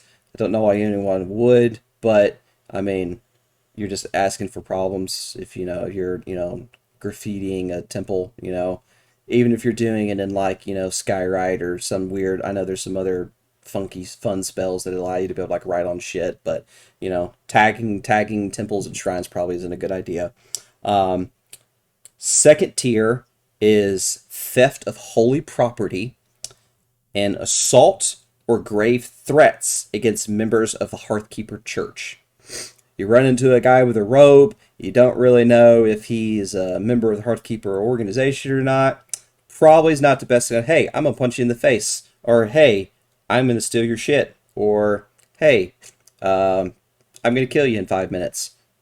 Those are probably things you don't want to say to a person wearing robes, especially with the potential of them maybe being a member of the Hearthkeeper faith. Probably not a good idea. Um, you know, threats can be bad sometimes. First tier. So now some of these kind of suck. All right. Um, Blasphemy against the four divines. They take their religion very seriously. You don't talk bad about the gods. They don't like it. Um, any type of words are saying gods never existed, the gods are fake, fake news, things like that. Jeez. Probably not a good thing to say in front of a person that's wearing robes that might be a member of the Heartkeeper faith. Just saying. So no quoting Nietzsche about killing God, right? Pretty much, yes. That probably would not be very good. Another thing that's probably not very good, practicing necromancy, and especially in front of a person that's wearing robes and clergy that might be a member of the Hearthkeeper faith. Probably not a good idea. Hey, bud, what you doing over there? Oh, I'm just raising the dead. Okay, cool. Have a good time. Probably not a good idea. No big D. Yeah. Yeah. Probably gonna Just a get. drink, bro. You're probably gonna be just like the body you're trying to raise. You're gonna be dead. Damn. So another big first tiering, allying, like joining with the beast or any of its progeny. So the great beast, which I haven't really explained too much, but I will here momentarily, is the greatest known threat to the world of Atheris that it currently knows. Um, this is that giant lumbering thing that I posted a picture of in the Discord a couple days ago. That I cannot absolutely fucking wait till I get the official stats for, because I have something decent now, but I guarantee it's probably not as good as what they made for the book. Um, my thing that I used is actually something from The Witcher. Um, because apparently I can actually add Witcher monsters into this game, but probably not going to do it because I thought their challenge ratings were a little too high and a little too ridiculous, so I'm probably not going to use them. Plus, it's like, this ain't the fucking Witcher, it's D&D. So, uh, but that one fucking creature, until I get the actual true beast, that's what I'm using. Don't fight the fucking beast. You see the beast, run. Don't be stupid, you know. Okay. That's just like, don't do it. You're level 3. Don't do it. Don't be dumb. Oh yeah. I mean, don't be dumb. It's gonna create shit. Some of that shit's not gonna be very nice. I'm sorry, but it's gonna create things. Sometimes it might be just blob like flesh mounds of zombies. It's just gonna kind of roll its way towards your people. Can you post the picture to Discord again so Olivia can see it? I will gladly post a picture of the beast because it's fun. I'm probably going to make the background picture of this campaign the beast now that they actually finally released a picture of it, because I fucking love it. Where's my boy? Where's my boy? Damn it. Thought it was in my downloads. Maybe I passed it. I download so many pictures when I'm making tokens and shit, so It's in there. Oh, I found him. I found him. He's You here. found it? I found him. Here's my boy. Yeah, There's I my seen boy. him. Yeah. So I just want to make sure you've seen it. as you can see, there's some creatures on the ground there. One of them looks like a rat. One of them looks like a boar. They're no longer rats or boars. They're weird aberrations and monstrosities. I can't wait till I get more details on things to be able to actually make these, because I'm gonna have so much fucking fun. Y'all are gonna hate me. I'm sorry. I'm really not sorry. Y'all are gonna fucking hate me. I'm gonna Sleep love with every your second of it. Sleep with your eyes open. Okay. Yeah, it's gonna be great. I can't fucking wait. I So already have things that I'm can somewhat use now, but I can't wait till I get more. It's gonna be great. I'm looking really forward to it. so what I'm hearing, and this is where the last transformation that you didn't mention comes into play, which is the aberration transformation. That could fall into that one. Yeah, you could technically an aberration could be a result of running into the beast. That is a possibility. Um, definitely eat your Wheaties and stay up to date on your vitamin C. Try not to get infected. Stay healthy. Um, so I'll If wait you start for. growing a third arm, you might want to visit a cleric.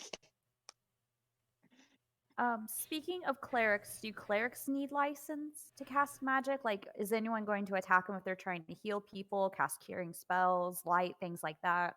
Clerics are kind of in a weird umbrella because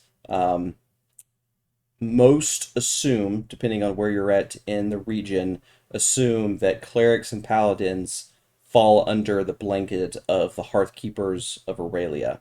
Um, Most of them do wear some sort of symbol or emblem to designate that's where they are from and that's who they are affiliated with, but you're less likely to get approached from, guards or anything like that, being like, hey, show us who you're with, things like that aren't going to be as often because most people assume that's the blanket that you fall under. Um, Okay, so as long as so I'm not casting fire magic in front of people I don't know, then yeah, okay. you might get away with, being able to, doing stuff like that. Kind of use discretion and kind of like, Obviously, common yeah. sense.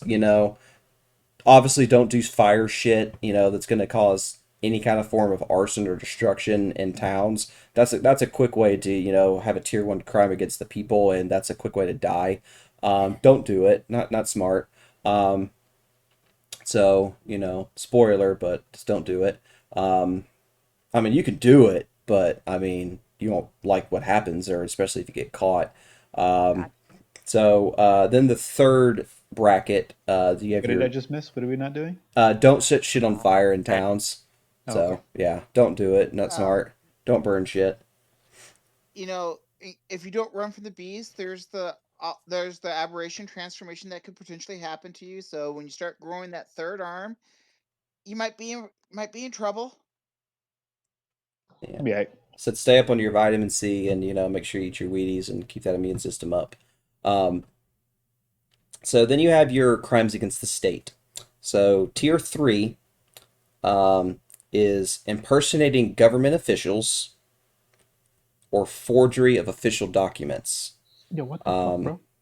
so um, typically a lot of rogue stuff here. So if you do it, just don't get caught. If you get caught, probably not going to be good if you get caught.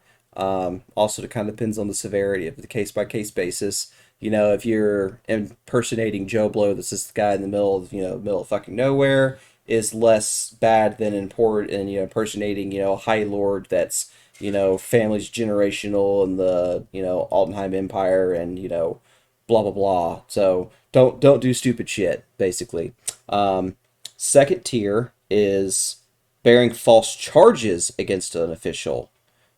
Don't accuse official of something bad without proof, because they're always going to side with the official. They're going to give that guy all benefit of the doubt unless proven otherwise. So don't approach with any accusations or anything unless you can back up the claims. Very important. Very very important. Just hint hint wink wink important. Just saying. First tier: sabotage, espionage, and theft of state secrets. So again, if you learn confidential information, you learn information that might be detrimental to a person's character, um, plots to assassinate people, things like that. Any type of political intrigue that you want to kind of fall under. Um, don't get caught doing it, or you might die. Just saying. Um, God damn it. uh, they don't they So what don't they don't really fuck around in this place. Just saying. what I'm hearing is if we get some really juicy information that we could use to blackmail, don't do it because we could die. Unless you can fully back up said claims with lots of proof and evidence to, like, without a shadow of a doubt, as you would in a court case, could prove it. If there's any kind of loophole or whatever, they're going to find it. And if there's a way they can get out of it, they're going to get out of it. And then you're going to be brought up on charges for bringing a false accusation. So, you know, definitely be on your P's and Q's, dot your T's and cross your I's. So definitely don't, it's entirely possible. Yes, it's entirely possible. God damn, I need to stop by the Class 6. I need some, like the ABC store. Yeah. Can't do nothing in this game. I will post. I'll find it again. It was actually from the like Ghostfire Games like blog site they do. It was a brief paragraph over each major area of the territory of like every continent, every year like that. It's a very simple read. It had a little bit of info that wasn't actually in some of the other books, which I thought was actually kind of cool. Um, so I and bro, I'll repost that in the Discord again after tonight, so that way it'll be something that y'all can kind of look over. And like it's literally like a cliff notes over each region, and just kind of some common shit that most people know about. So I'll repost that later. So the beast. So this thing is the Mac Daddy of abominations and just it's pretty much a walking natural disaster. I mean, is a good description of this thing. So, um, this thing, whenever it's seen, which it's almost never seen, the fact that that picture kind of gives you an idea what it looks like. No one's ever even seen the thing and lived to kind of tell you what it actually looks at. The most that the description the thing's ever really given is this huge hulking creature with horns is the best thing anyone's ever seen. They see like some towering thing moving and they can like see horns like at the top of like a tree line, and that's like the only thing anyone's ever seen of it. No one's ever gotten a good look at the thing and lived to tell about it. The thing itself is a huge target for everyone. Everybody fucking wants this thing dead because this thing just does nothing but ensue chaos.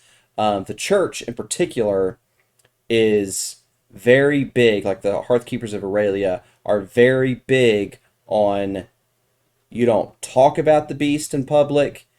The beast in their mind does not exist, and people who talk about it are blasphemers and basically traitors to the religion and everything. But that's the on surface opinion. That's the outside looking in.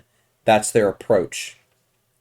The church's true approach to the beast is they know it's a threat, they know it exists, they have to save face and pretend like it doesn't, and anybody that's caught talking about it is usually roped in with the church to say, hey, you know about it, you now have to be tasked to fucking trying to kill this thing. Get the fuck out there and start doing it. There have been numerous organizations, hunting parties and things like that have been established and created to try and hunt this thing down. Every single one of them has been unsuccessful. Most people don't survive to even live to even talk about it. The few that do have had really, really fucking bad days. Like, really, really bad days. Probably not going to be out adventuring ever again kind of bad style days. So, church doesn't care because, hey, they're having people deal with the threat, but, they, on face value, have to pretend that this thing doesn't exist and they want it, obviously, they want it gone. So, this beast is going to be an overarching thing that's going to be in this game. That's there's going to be repercussions of it existing. So um, it's definitely going to be an ongoing issue. Um, Other big thing. So with the death of the former emperor that went insane and basically caused most of the chaos that the world's going through now. When he died, all of the artifacts that he had on him were stolen. Um, they were initially stolen in an attempt to be cleansed of the evil that was on them, and while in transit to being taken to this place, they were basically stolen again, and no one has any idea where they fucking are. The church, of course, can't let anyone know that, and so they had fake ones made, and the current emperor, the young boy, has a set of false artifacts that he wears. Um, So they, of course, are trying to keep whatever secrets they can to themselves and don't want anybody to know about it. But There's 3 artifacts, right? four. There's four. 4. Yep. There's a crown, a sword, a set of mail. I think it's a breastplate specifically, and a orb. Okay. And they all do various things. Um, so the church is pretty much on a holy mission to try and find these artifacts and to get the real ones back because, eventually people will probably recognize that the fake ones are not what they are because they are divine artifacts and they do have abilities and powers. And so, the kid right now is too young to really notice because he's like 12. So he's kind of oblivious. And I don't even think he could fit in half the shit anyways. Or he could probably even barely hold that sword. It's like a great sword or something if I remember correctly. But those are some of the big things, especially like the laws and things like that. Also forewarned, when y'all start playing and you're starting traveling and starting to adventure and kind of going around various places, just know that certain areas are going to be very, very expensive. Like taverns, roadside taverns that you would normally not think to be expensive are very expensive because they take advantage of the threat of the beast because no one wants to be fucking caught outside at night because that's usually when all the bad shit starts to happen is at night. So at nighttime, in various areas in the land is when the beast basically shows up, and wherever he shows up is usually kind of realm specific what happens. So in some areas, it's, weird flesh mobs of zombies and shit start coming out of the ground. Um, in other areas, plant life comes to life and starts attacking anything that it gets within the vicinity of it. Trees come to life, plants come to life. Everything like foliage comes after to attack you and restrain you. Not a bad day. Some of the creatures that I have that are like that are fucking terrifying, and I can't use them because they are too strong. And I wish I could fucking use them, but like every one of them is like challenge rating 13 and higher, and obviously I can't throw that at y'all at fucking level 3. So Hard pass. yeah, so Okay. I can't do that, unfortunately. It makes me sad. I would love to be able to, but I can't. Oh, boo-hoo. I know, makes me sad. Um, like they have like trees and shit that are that like come to life and do all these crazy things. And it's like I want to be able to use them so bad, but I can't. So it saddens me a little bit. Um, so then there's other areas that pretty much just hordes of undead start pouring out of the ground. Just like your prototypical undead, but they just come in huge ass fucking waves, opposed to, okay, hey, there's just this weird flesh mob thing that's just coming at me and slithering at me. It's just fucking a shitload of zombies and shit, and so then skeletons coming out of the ground.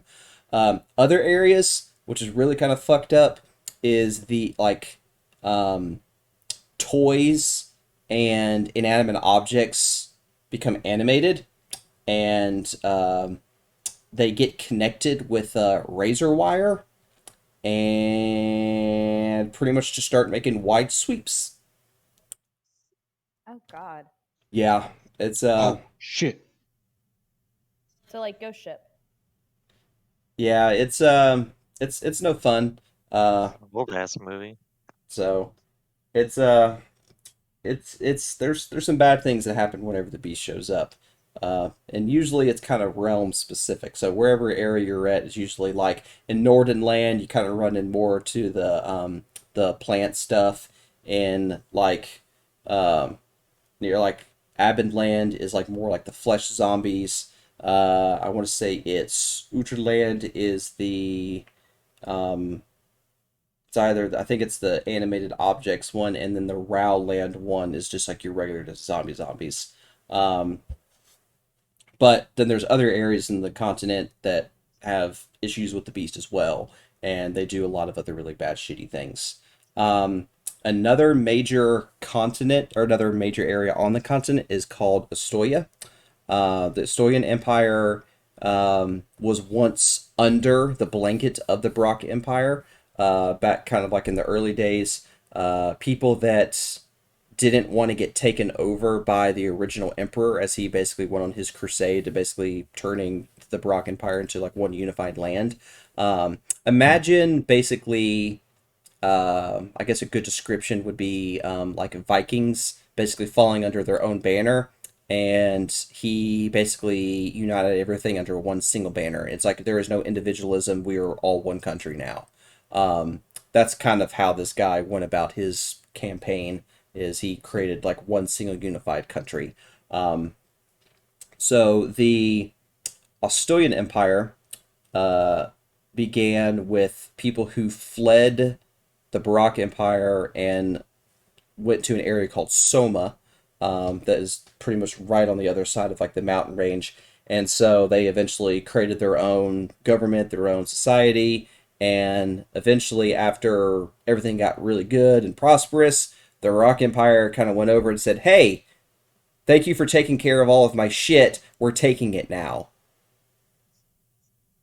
And so that led to war between both empires because the Soma people believe that we are our own nation, we are our own people. We literally did all the hard work, and you're literally showing up saying, "Hey, you want us to pay taxes and that we owe you something when we don't owe you shit." Very, British Empire to America, is a good analogy to that. Is, Americans came and formed their own pretty much nation, and then Britain shows like, "Hey, well, thank you for doing this, and we appreciate all your hard work, but we're gonna go ahead and take your shit now." So um, Mm-hmm. yeah, so that led to a lot of strife and an ongoing war between two empires. Now, the tables have kind of changed a little bit. So the Estoyan Empire had an incident where a large chasm opened up in the center of the country. From this chasm, hordes and hordes of undead poured from it. I mean, it just fucking non-stop waves. Caused a lot of fucking problems. A lot of problems. So, after this took place, the people rallied together to try and stop this threat. They sent some people down there to pretty much try to close the hole, which they did. Um, and after they closed it, uh, after that time, it was closed for a while, and all of a sudden, things changed. Then the undead threat became a threat again, and instead of it being,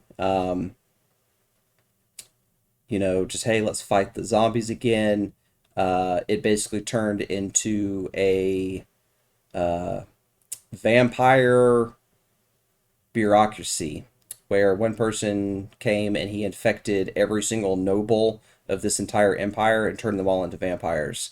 And this entire side of the continent became a pretty much um, darkness filled area because they started using magic to basically block out the sun so that they could pretty much walk around at all times, and basically just took over this entire empire, and it's pretty much ruled by bureaucratical vampires. So that's the central government is vampires. So um, it's pretty interesting actually. I was highly contemplating actually starting us there, but same time I didn't want it to be too much like Curse of Strahd, so I was like, I'll kind of go the other side of the spectrum. But that's also kind of like when I made the suggestion at one point, because some of these areas are so different. Would y'all be interested in the idea of like, hey, we played up to this point in this area. Would you want to go to a new area and completely create whole new characters that would fit into that world and that area better? Like building a paladin or a cleric that's part of the Inquisition would have a lot easier time than being a spellcaster that casts magic living in the Castilian Empire. So, it's like you would actually be part of the Crusade, or you could be a part of that. So that was at least my original concept, but I think the majority of y'all all actually were like, no, I'd rather just stick with the characters that we have. So I was fine scrapping that idea. But That was at least my initial thought of like, doing different little campaigns of, hey, our characters are in this area and this is why they're here and blah blah blah, opposed to, hey, we're just gonna just travel the world. But I'm fine with either idea. It doesn't matter to me. Um, so big thing you missed there is Yes. the Estoyan Empire. The biggest thing is pretty much led by bureaucratical vampires. It is an entire founding, or the entire political body is ruled by a vampire council. Cool. And they basically use magic to blanket that entire side of the continent in darkness so that they can move around freely. Can we hope Wonderful. they're like the vampires from Within the Shadow, or What We Do in the Shadows, or are we not? That's not. I'm trying to think of that movie with Ethan Hawke. They're like Twilight vampires. They twinkle. Less Twilight Twilight vampires. are not vampires. God, I'm It's trying to. called I'm trying to remember. Daylight or Daystalker. Daybreak or That's day the one. or Oh yes. yeah, Yes, Oh, yes. Sam Neill and Ethan Hawke. Think more like Okay. that. Like Okay. it's an entire civilization of just fucking vampires. So they're about to go Wondrous. psychotic because they don't have enough cattle. They're not Or really not that bad. psychotic. They're not that bad. No, they do very good. They haven't reached They that point yet. yeah, Yeah. they know how to maintain their resources very well. They don't struggle. They don't starve by any means. Um, but no, that's kind of how the Estoyan Empire works, in that they're constantly at war with the Baroque Empire. Um, there there's a little bit of like kind of a neutral period right now just because of the beast, but it doesn't take much for them to start fighting back up again. It takes very little. They're pretty hell bent on just fighting. Um, there's Cool. also another kingdom. I want to say it's like God, which one is it? It's the starts with the CH. It's like it's on the the Charnot kingdom is the um that's the kingdom you want to go to if you want to be a man or a fighter.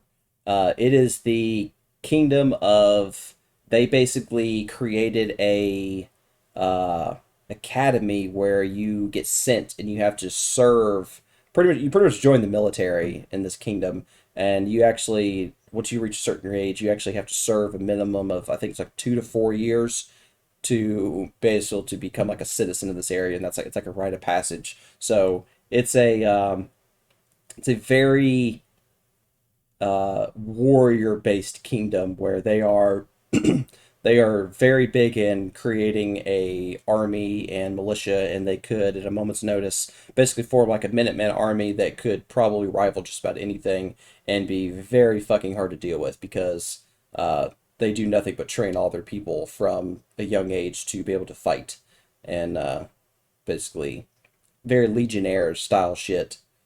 So Sparta, gotcha. Kinda, yeah. It's very similar. So yeah, they don't really fuck around in that kingdom. Um, there are some areas that I don't know as well because I haven't really read into them as much because I know we not likelihood of going into that area anytime soon. So I don't know like the North Kingdom as well. The only thing I know is it's very Viking like where there's lots of clans and there's a lot of like fighting between them, and they're very that's where like all the orcs and everything are, like half orcs are primarily in the Northern Kingdom, where actually Dragonborns are actually primarily in the kingdom with the Inquisition people, because with the lack of gods and deities and the few um, arch seraphs and archdemons that are actually there, the dragonborns of this world are they're very religious, and they are very um, they take religion is just a very part of their lifestyle and their culture. So when they no longer had dragon gods to worship, they basically just cling to the first thing that came by, and it was basically one of the gods that is the primary one, or the one of the arch seraphs that's the primary one for uh, doing the Inquisition. It's Amphiris. I think it's the Archseraph, and so they become a lot of them become zealots and cultists or clerics and paladins that follow along with that line, and they are full on board of like, hey, we're going full tilt with the eradication of magic and anything holy related. So that's a fun thing. Another kind of random thing, or that's a little different with some of the races in this world compared to some others, is halflings are extremely fucking intelligent in this world. Um, they one two whenever the humans basically started their expansion, they were one of the few races that were like, nah, we don't want any part of that, we'll just bend the knee, and because of that their culture really didn't get affected, unlike the dwarven and elven, particularly the elven culture got fucked. They did not have a good time at all. Dwarven didn't get hit nearly as bad as elves did. Elves got fucked. But the halflings, because they were like, hey, we're just going to bend the knee, they pretty much just got to keep everything that they had. They just were just like, hey, you ain't gonna worry about us fighting you. We're just gonna let everything go. So halflings in this world are very, very big into knowledge. They have great libraries. They are scholars. They have very high pursuits in just education and just furthering the spread of lore and knowledge all across this kingdom, so or this continent of theirs. So very, very different than like your typical halfling that you kind of think of stereotypes, but these are they're very intelligent, which is I was kind of surprised, and it's actually kind of cool. Um, then you have some other races that are kind of unique to this world, like the Downcast. So when the gods died, and pretty much all of the soldiers and arch seraphs and everything like that basically fell from grace. So the majority of them cling to very, very few strands of divinity left. They're not like Awesomer, where they actually have a lot more divinity than that. Like they have just like last little bits of stuff left. They can live to be extremely old, but they have just a little bit of power left, and most of their power and what they can do is reflective of whichever deity they were under prior to the fall. So, um, for example, I think it's Malagant is the war one, and some of the downcast could cast like Searing Smite once per day. One of them is like Galt, which is like kind of the more defensive, staunch one, like the ones that the dwarves worshipped, and they can cast like Shield of Faith for once per day. And each one of the four former gods had like one thing that the downcast are kind of good at. Um, Dwarves overall are pretty standard. Dwarves, they are very big into mining, crafting. The dwarves this world were once known for creating some of the best weapons and architecture that had ever been seen or witnessed ever in recorded history. The god Galt was a god of order and routine, and basically everything had to kind of be done, in the way it needs to be done very correctly, and everything was very efficient and streamlined. It was like working for Jeff Bezos and Amazon. Like nothing bad ever happens here. So when the gods went crazy, Galt got a little overboard, and he basically had the dwarves work at a pace that they could barely keep up with. And so as a result, quality, knowledge, and just overall lifestyles of dwarves dwindled greatly. So the rare things that dwarves were able to accomplish in terms of like craftsmanship and everything like that, like really degraded over time. That they're no I mean they still create better shit than most people do, but nowhere near to the high quality that they once did. Like I mean, just like it was like they were like masterpieces. Like every one of them would just create a masterpiece. Now it's like, yeah, okay, it's good, it looks nice, it's still better than what like humans or elves or anything like that can make, but it's nowhere near as your nice stuff that you used to make. So they basically had to work, kind of like Amazon, really under scrutiny. Very like you work 18 hours out of the day, you get 2 hours to rest, and then you're going back to work again. And they just nonstop worked, and everything was had to be done like clockwork. That we couldn't have any kind of mishaps. If there's any kind of workplace accidents, you were replaced and put with somebody else that could do their job better and efficiently.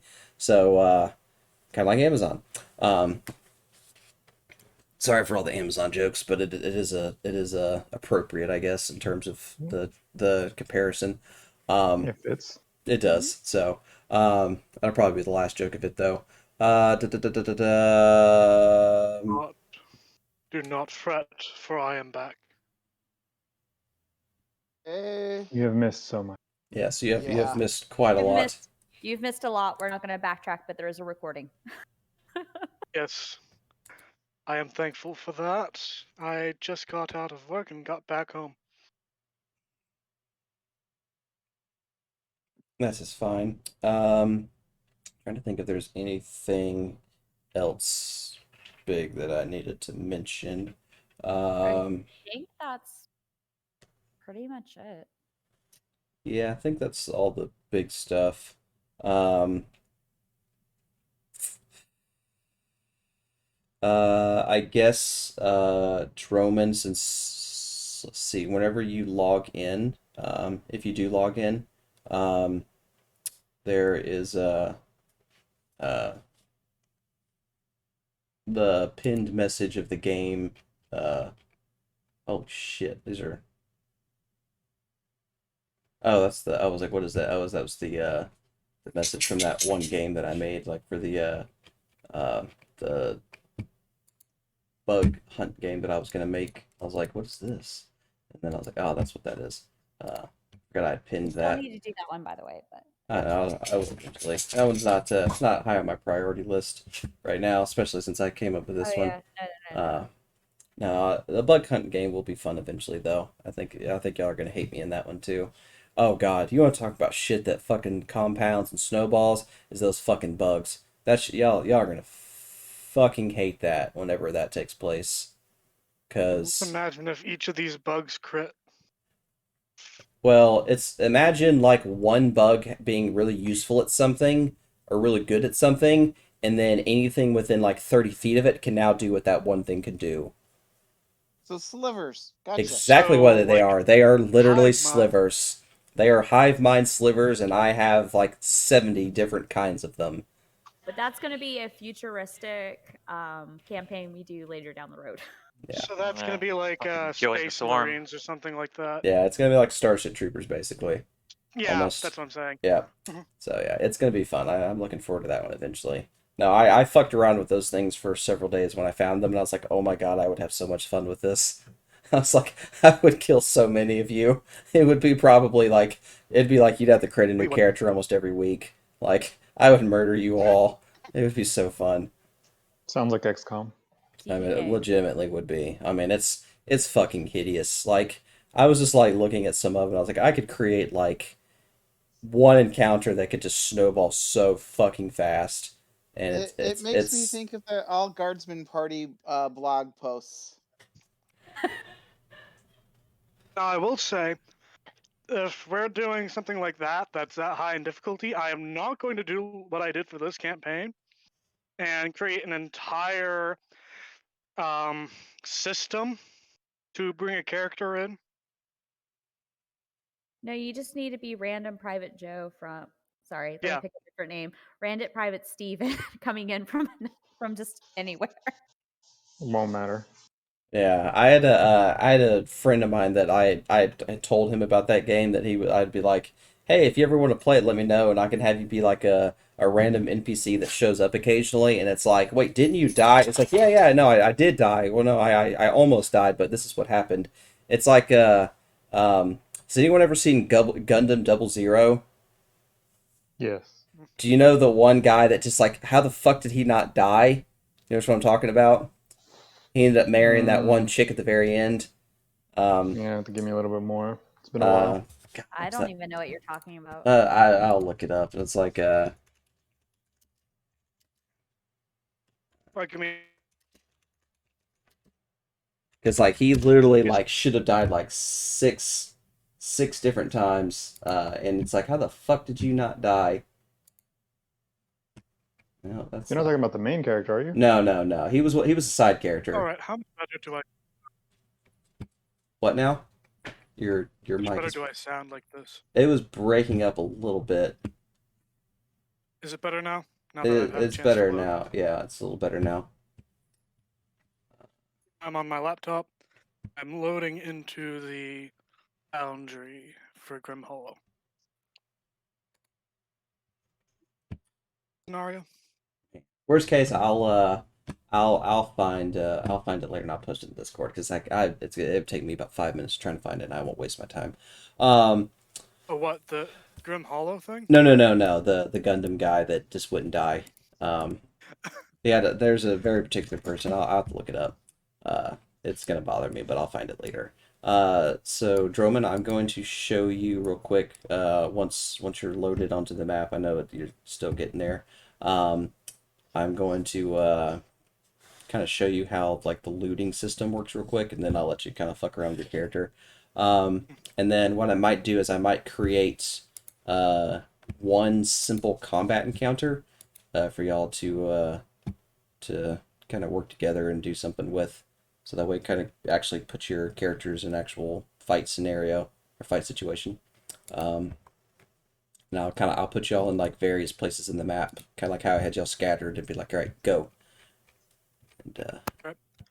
And for just a random question before we get into the full body of the campaign, will you be doing the same thing as you are with the Curse of Strahd campaign and making like um audio effects oh, in terms of and like having music? like sounds like that, yeah, I'm going to. I haven't really put much in it yet. I plan to. Um, I gotta basically get some of the sounds that I have in Strahd I can actually use in this. Thank God I can kind of mix and match. So I'm going to uh, add some of that stuff, but I haven't added any yet. But that's still some stuff I'm working on in the background. But yeah, I do plan on having like a background ambiance and things like that because I think it just adds a lot to the game when you do that. Um, I think it makes the game a little bit more fun when you add that kind of stuff. So Oh, what is going on? Oh, is this all the different languages in Grim Hollow? Like, what? What? Pardon me, what? what's going on? Texts that are like weird symbols. Uh, In character. oh, that was people just talking in different languages. Okay, what's the one that's an 8H in a backwards S? I can't tell you. All right. You're muted. I'm Two of muted. us, two of us know what that is, so you don't need to worry about it. All right. Well, I figured someone knew what it was. I was just more or less curious. Yeah. Just what the symbols come Let's from. see. Gotcha. Don't need to tell me. I'll fuck it around too.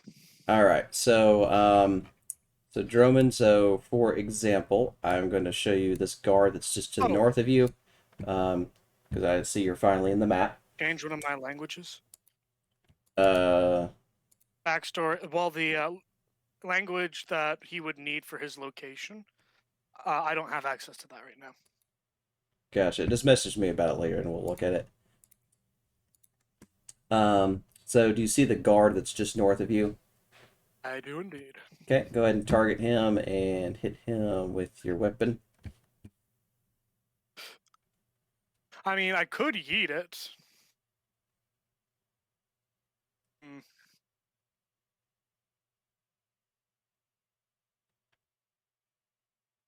So if you can, target the guard north of you and attack him. Alt and click on him. I did. Blocked by a wall. The guard that's standing really north of you. Yeah, I was Alright, blocked by a try wall. try it I need again. to- Okay. Like this guy right here, literally like can't like one space north of you. Okay. Oh, so this was like. All right. There you go. I was on the long guy. The fuck? How is he blocked by a wall? Huh? You're probably still targeting that other person. That's why. No, I'm targeting this guy. Do I have to untarget the other guy or something? Yes, you can't have both of them targeted at the same time because you're attacking with a melee weapon. All right, let me. That's the problem. Okay, thank you. All right. Macaroni.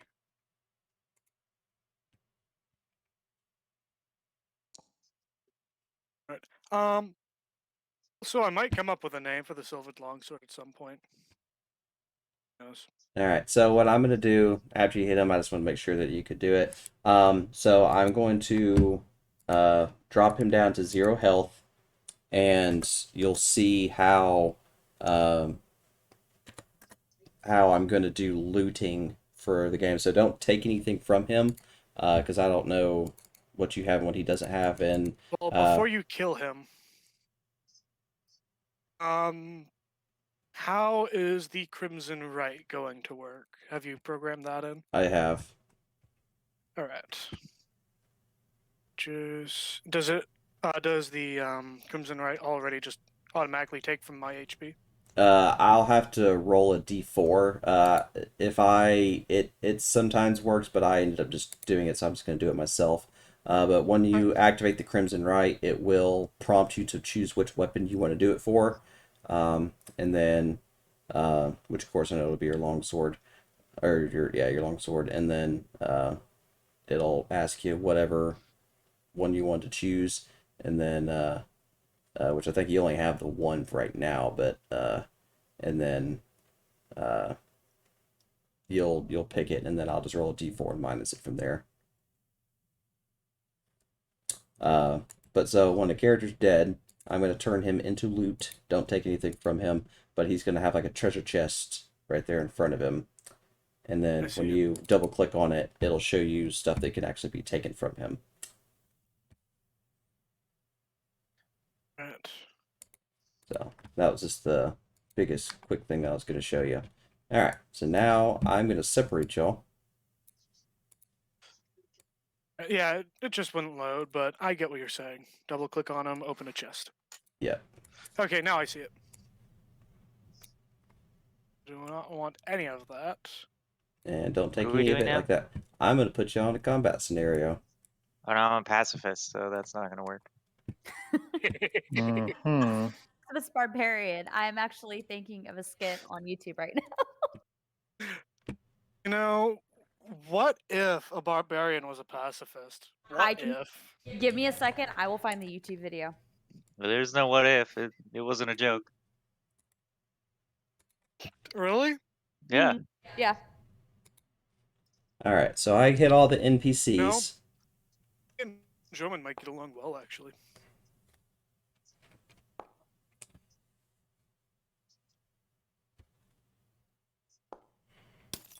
Ha! Oh, one. Ha! Yeah, there it is. Whoop, there it is. Ha! Fun. Hey, it's session 0 and we're already TPK'd. Look at Speak for yourself. On 3, I'm running. that. All right, so Orlum, if you click into there's a chat log on the right side. If you want to click on the fist, you'll see it's the combat tracker. It's in the top right, and then you'll see your token, and it looks like a 20-sided die. You'll click on that die to roll initiative. Okay, real quick. So how do I get my I'm gonna call it a camera for lack of better words, but like, how do I get my camera to be back on my character? Because you dragged me away and now I'm just Click tab one time and it'll take you to it. perfect. Thank you so much. You're welcome, no worries. Please scroll. And Oh, if you want to move around the map, you can hold down right there's a click and then shortcut. drag. I didn't know that. You taught me something too. Thanks. And you can zoom in and out by scrolling down and up. Yep. And then Droman, you need to roll initiative.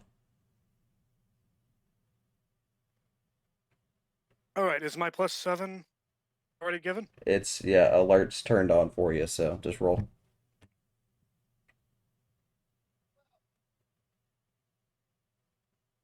Oh, that's good news.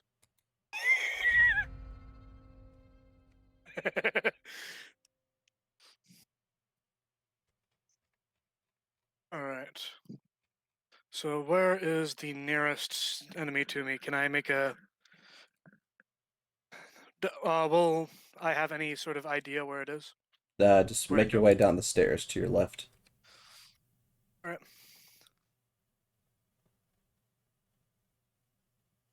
All right. Because you're basically up on the second level, so once you get around to a point, you'd be able to start seeing people. All right, and that's 30 feet. Is this guy supposed to be alive or is he good? What do you mean? Everything you see is an enemy except for a player. All right, because that's at 0 HP. But Which I don't know one? if you want to adjust that. The one I'm targeting right now, right down the stairs, north. Let me click him. He's just full health on mine. This guy right here. All right. He's full on mine too.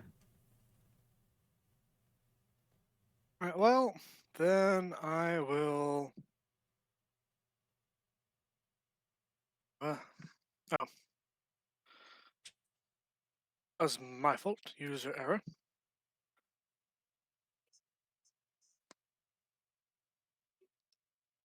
I will cast Shield of Faith. Okay.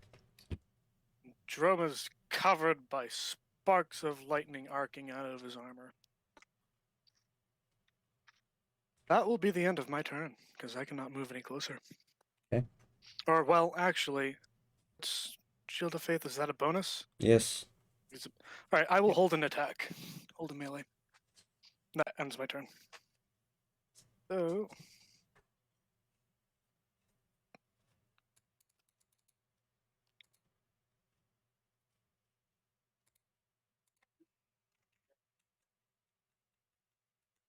Okay. All right, and this knight here is going to attack Orlum and miss the first attack. And is the second attack.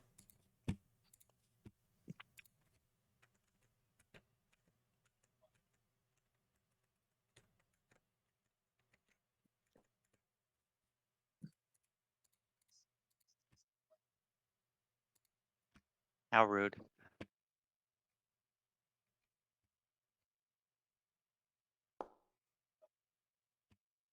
Oh, they hit you. Damn. Just over here minding my own business. Just remember, you're a pacifist. Yeah.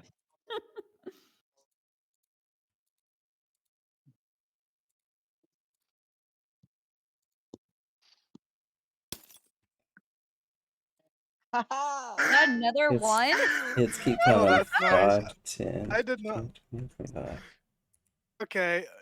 Okay, was that just a double one from our DM? All right. And then tell me how to pronounce your name again. Is it Asos? Azos? Ezos. Azos. Kind of like Jesus, but it's Azos. Gotcha. Like Jeff Yep. without the B.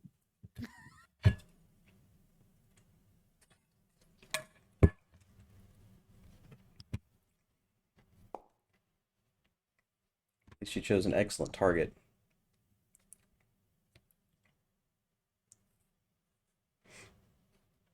Excellent, sir. Excellent. Well, it's me. Mhm. Well, let's do this.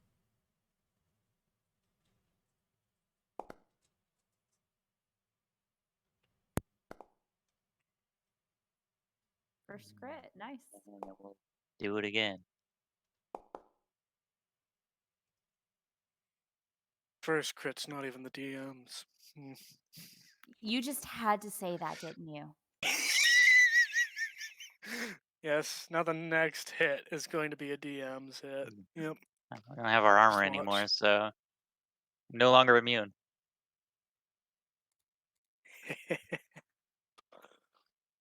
I'm gonna find you on this map and I'm gonna whack you with my mace. Well, good luck. I have added AC. Yeah, that's why we have Fireball. Well, not yet. Soon, but not yet. I have plenty of other fire spells. Oh, I'm about ready to get hit and probably hard. Okay. The Bandit Captain only has triple multi-attack. Come on, it's not like you're squishy or anything. You're welcome. At least we have more than one tank this time. All right.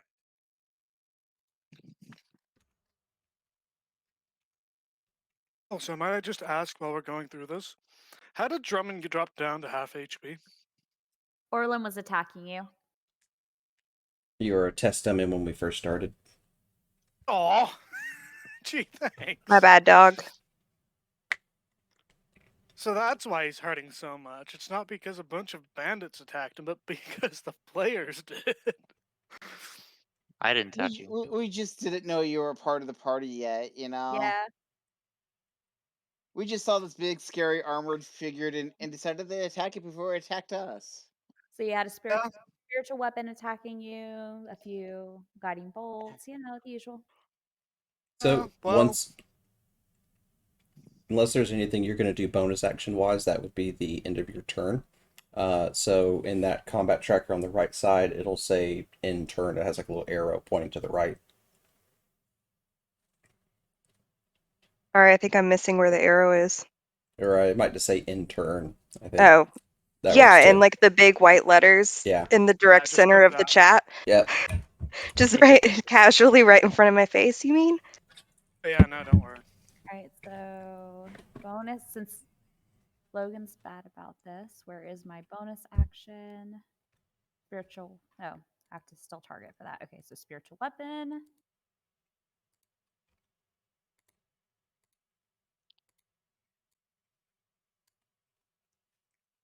And then I can still melee attack, correct? Correct. Okay. Oh, let me retarget my person. Hit him with my mace.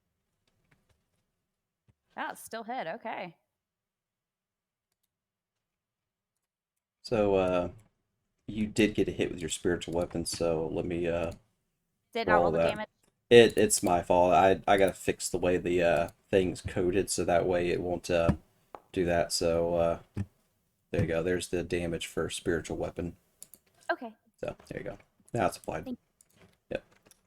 5, 10, 20.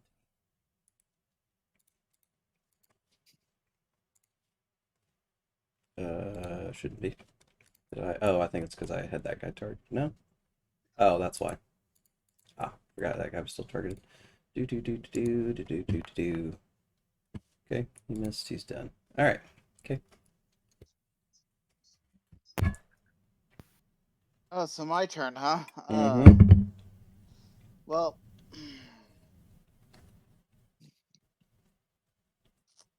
let's see here.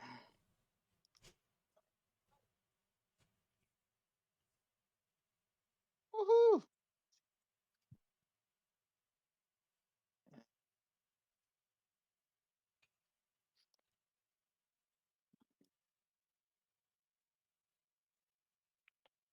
Here, and we'll be done. All right. DM. Well, first. DM, Yeah. take D4 damage away from me, please. Okay. And buff me with storm damage. You'll do that yourself. You just click Crimson Right. Disregard the concentration check. Alright. And I already measured it out. It's 30 feet to get to this guy. Lucky me. Think Alt. Right?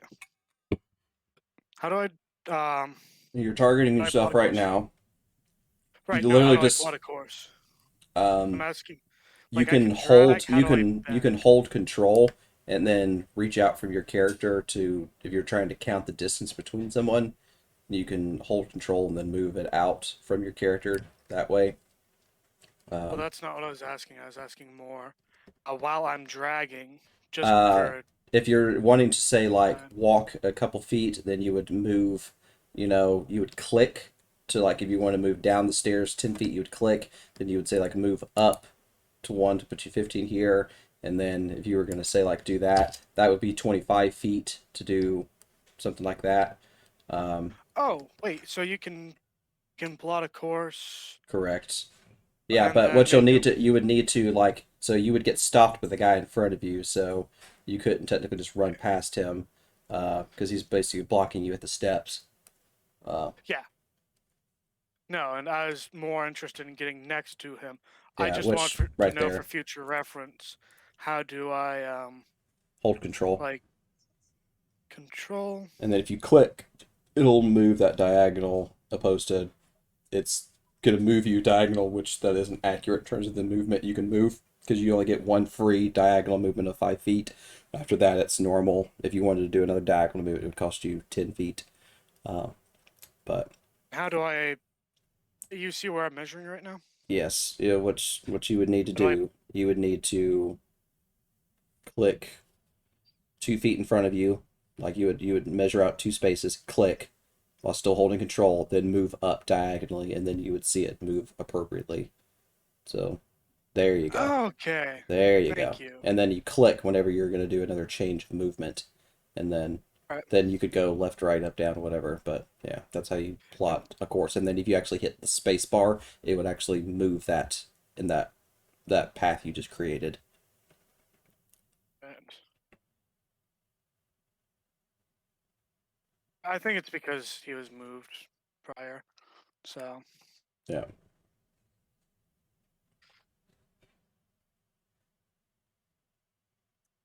thank you. But you do have That a guy just that's literally in front of you at the bottom of the steps that would prevent you from moving out that way. and I'm going to smack him a bit.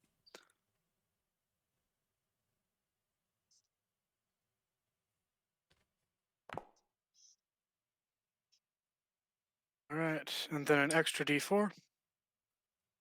Uh, 1 lightning damage. okay, so you didn't turn your Crimson Right on. Give me a second.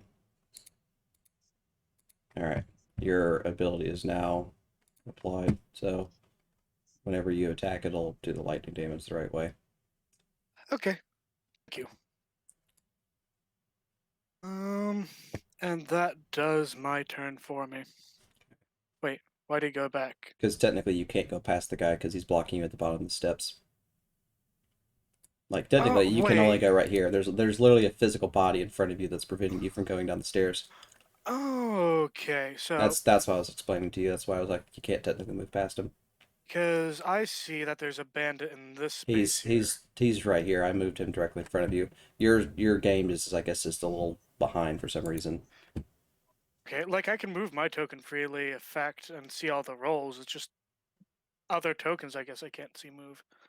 Alright. It was the one that you had issues with because you said his health was low, but everybody else could see his health was normal. So Yeah.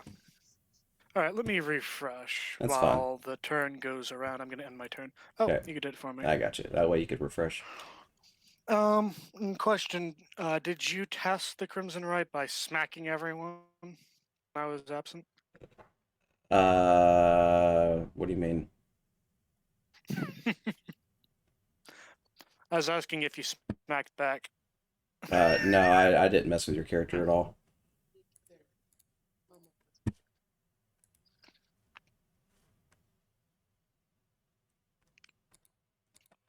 Well, canonically, if that happened, Droman would be easy to forgive everyone. He's just a big teddy bear.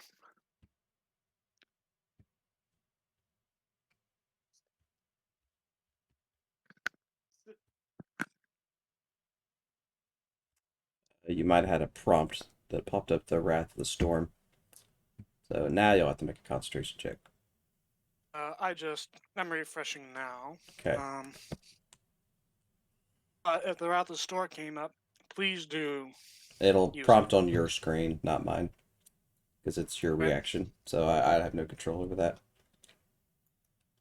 I'm still loading back in after refreshing. This might take a bit. Okay. All right. I'll work on it.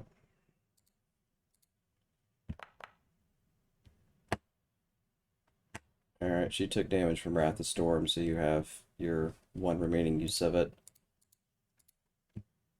And I'll do a concentration save. All right, and I just Constitution rolled. save. Okay. Just got back in. Oh, I've got company. Okay.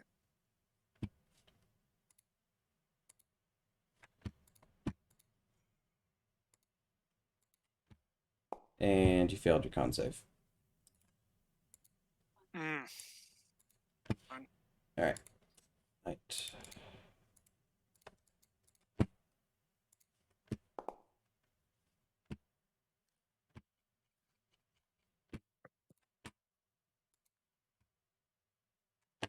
Alright.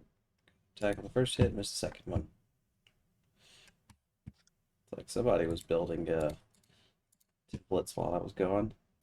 Yeah, you want to delete those? Yeah, I got you. Yeah, he missed me. Alright. Bam. There we go. Starting strong. Whoops. What? I hit you with a crit. There it goes. Oh, warding flare usability. Okay, so I'll roll again if he Use warding flare. I don't know. So So I guess I did jinx it for you. Guys, he I'm would the crit bitch. he would still if you jinx hit. it, you jinx it for me. So he would still hit, but I'll remove one of the dice. So. All right, so he'd still hit you, but I added some health back. Okay.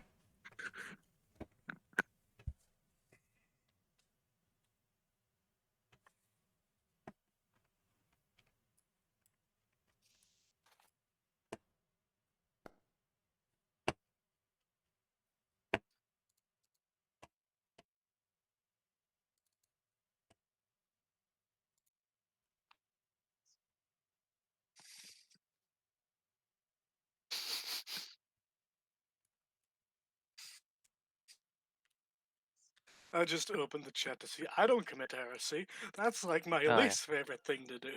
All right. Well, there's no way to he's next to me, so I'm gonna stabilize this guy so he doesn't die. Blood for the blood god, all the way.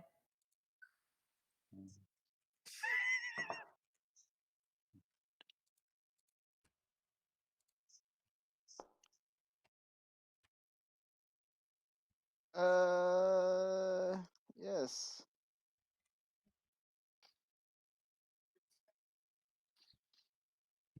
Okay, that'll bring your AC up to what, 15? We No, it will bring it. It should bring it up to 17. We know what you are now. All right, so that's been applied. And then is it for that turn, for that attack, right? It's just for that attack. So. Okay. All right, so I removed the effect, but I undid the damage that you would have received. 30.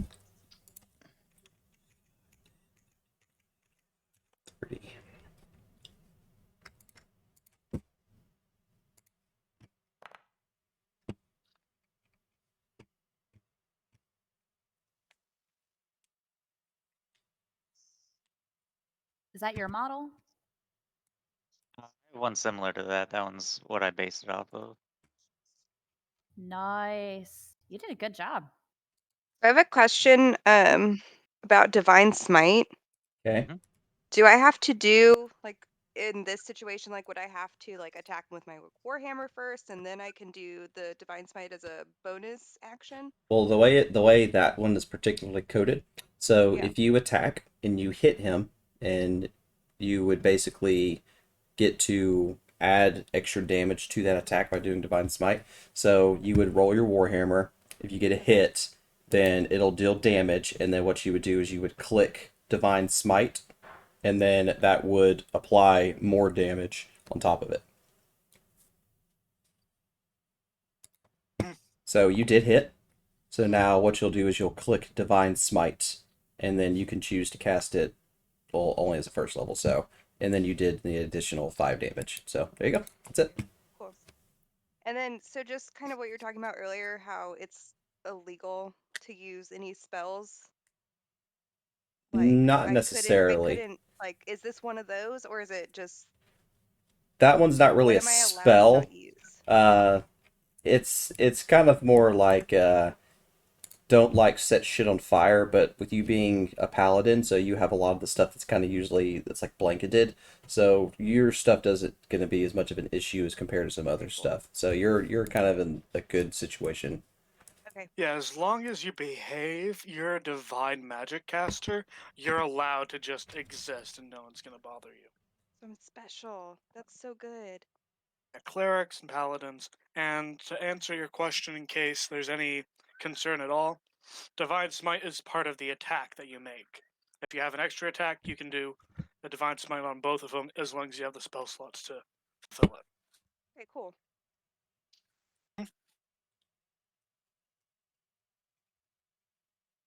So, And correct me if I'm wrong here, but I do believe if you multi-class and get higher level spells than what's available to Paladin, you can use those for smites.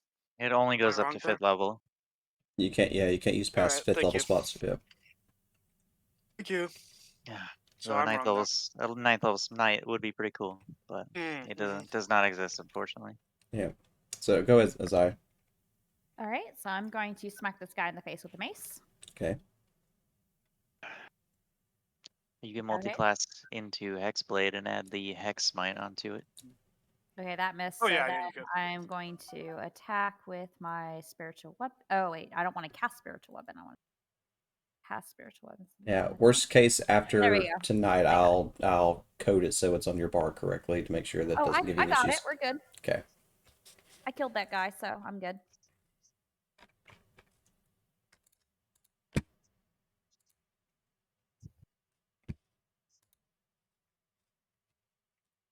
Oh, hey, someone moved up even better. So we're gonna move here.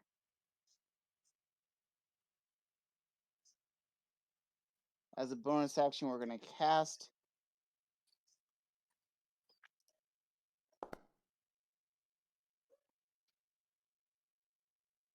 And I believe that it takes my action to actually use it. But there we go. When you end your And turn, then it'll remove the template. it will. Okay. Yeah. Hmm.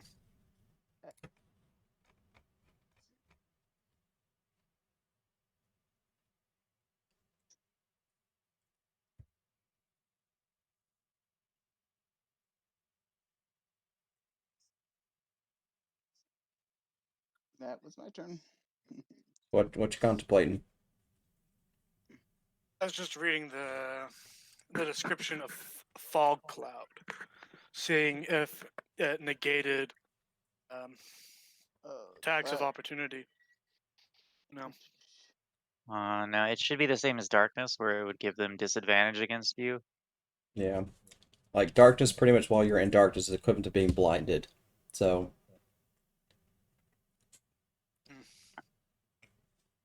But all the spells that I could cast that would be useful here are full actions as of this moment, besides Shield of Faith.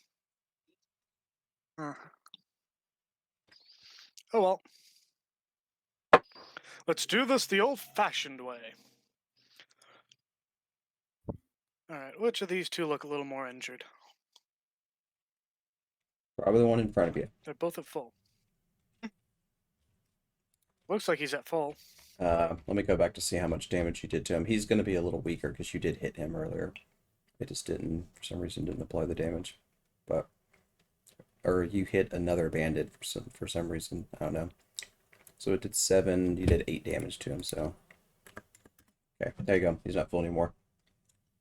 Oh, all right. All right, that might change something here. Seeing that he's that low, let me go back and check.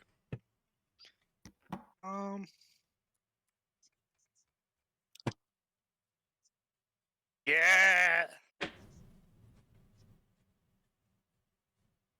Testing.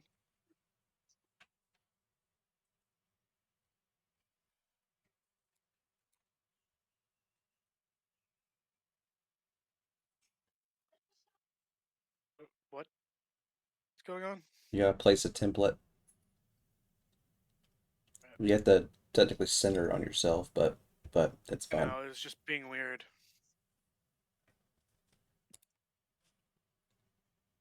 All right.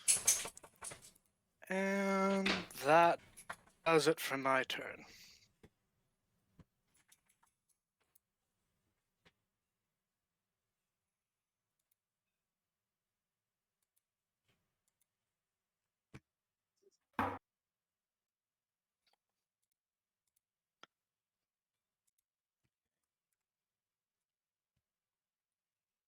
A lot of shit targeting that I person. was about to say, I'm like, wow, why is everyone targeting this person? It's crazy.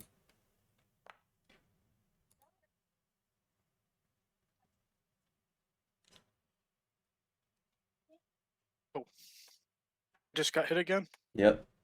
To get prompts like Smack that him. means you got hit. My camera got pulled like somewhere. When it does that, just hit tab and it'll take you back.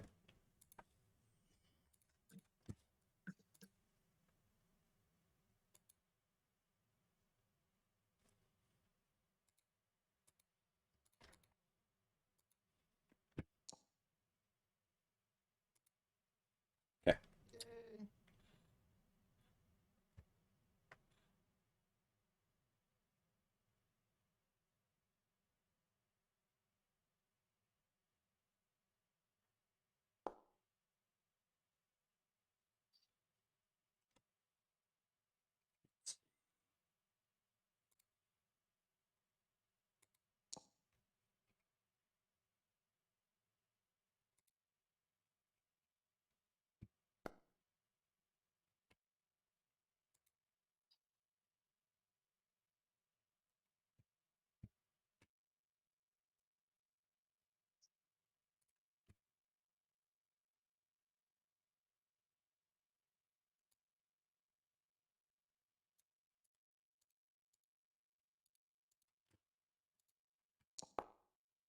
Awesome.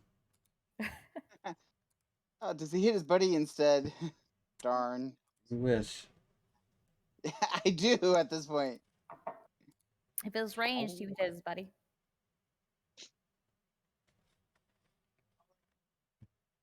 There are critical miss slash path fail tables that Yep. you could use. Yeah, I try not to make it too overly complicated. Yeah. It's more shit y'all have to deal with. Yeah, Fair. I may or may not have suggested an entire system based off of damaging spellcasting focuses and such. Why would you do that? Why would you do that?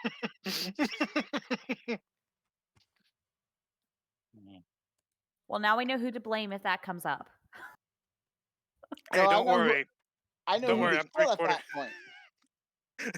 I'm 3/4 caster. I'm gonna be suffering just as much. Okay, it's 5, 10, 15, 20, 25, 30. My spiritual weapon can go how far? You can move it up to 30 feet. Oh, wow, only 30 feet? That sucks. Okay, so, Yeah. It pretty much stays with you, basically. okay, if I can. Just click Okay. it and use your D-pad to move it. It It's set in. Okay, so Wrong person.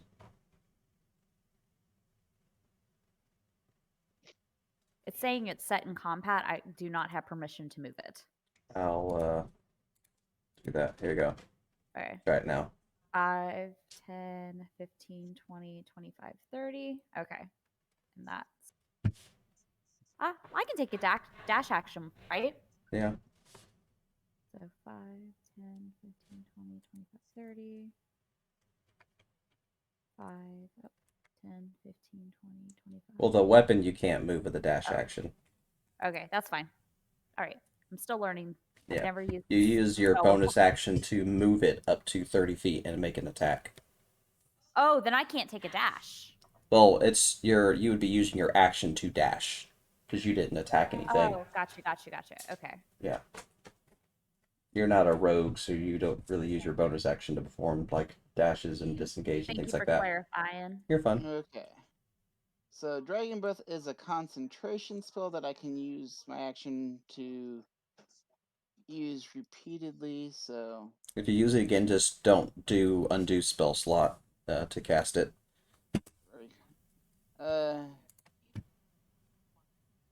It's asking me if I want to end concentration. Say no, and then if it prompts you to use the spell slot, then uncheck it. No,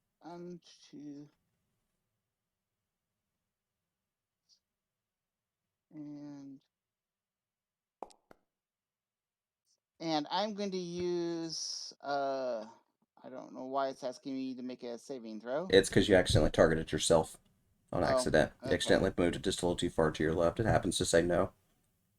Yeah. But I am going to use a sorcery point and re-roll all 3 of those dice.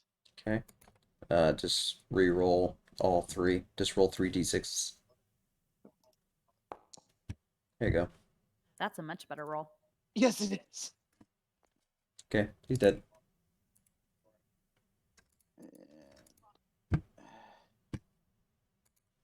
We will end turn. Okay. All right. So, question. Can I make a perception check to have any idea where the closest ally is, like rough distance and all? It would take your action to make a check to be focused on that in the middle of combat. Fuck that, I'm going all in for this. Going all in for this. Alright. I'm gonna amp this. The Curse of the Marked. Okay, so target her, and then do Blood Curse of the Marked. You'll click it in your features. Right, and amping it. What? There's an error in my macro. And that basically gives you advantage on the attack, and then you get to roll 1 extra die, correct? Yes. So when you attack, hold. Let me look to see if it's got effect applied to it or not. There's 2 effects. There's a normal effect, and then there's a An amplified effect. So the amplified. Amplified gives me advantage until my next turn. Doesn't it cost you another hit die to do it though? Yes, it does. Yeah. So. That's why I announced that I was amping it right then. Okay. So when you attack her, hold Alt and then roll your attack die. Or then roll your attack. Right. So you'll lose another 2 health. Alright, and inventory, silver longsword. Ooh, I'm gonna try to two-hand the silver longsword for that D10. Or is that not an option that I have right now? So it's the way it is. It does have versatile damage. So it rolls a 1d10. Let me try to see if I hold Alt, if it will do it with versatile damage or if it'll do it with so it still just rolled a 1d8 instead of a 1d10. Let's say it's you hold shift maybe. Then we do that. We do see if shift is the one that makes it roll versatile damage instead. Okay, so it hits. No, still did that. Okay. So I'll do that. I'll just be nice and I'll give you an extra 2 damage on it and say you got lucky and got a 7 instead of a 10. And then does it roll an additional hit of the Lightning. That's what lightning? the Blinkers of the Marked is for. Okay, so and it'll do an extra one of that. So it'll do an additional 2, so I'll minus off another 4 damage. Okay, there you go. It's all done. Alright. And turn. Okay. I'm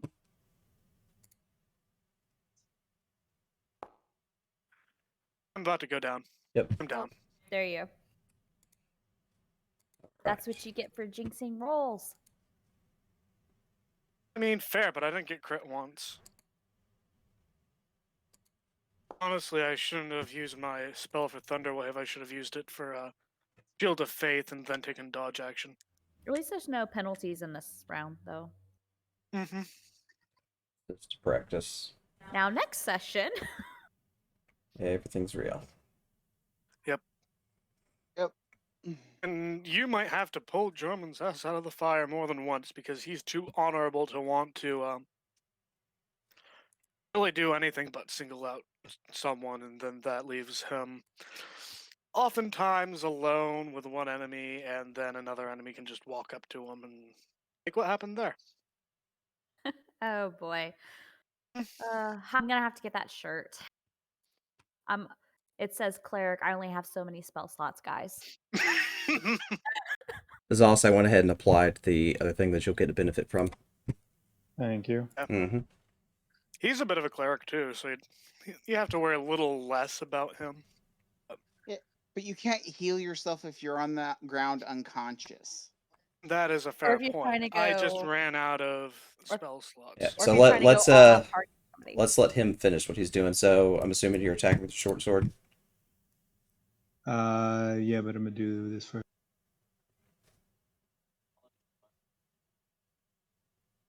Ooh.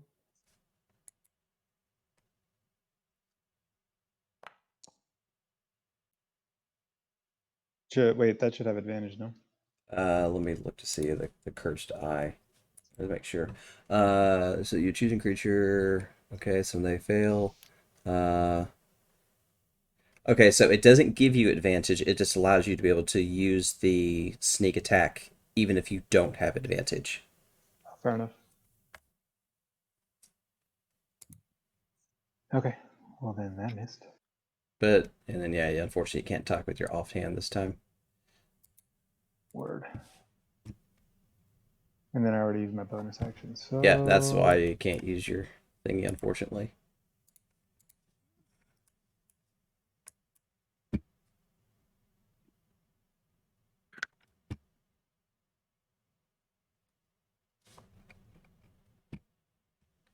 Then Andros, are you still working on stabilizing?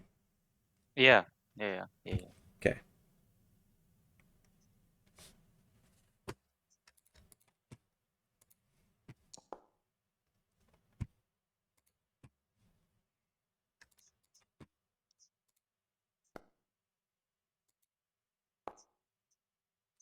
Okay.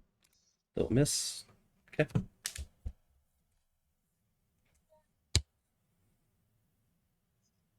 Okay, good hit.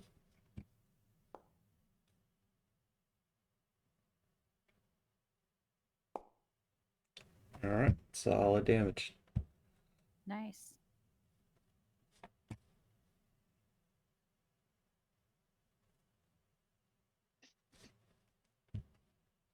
All right, Asai. Okay, well. All right. So Oh, Nope. we'll Sorry. be 5, 10, 15, 20, 25, 30.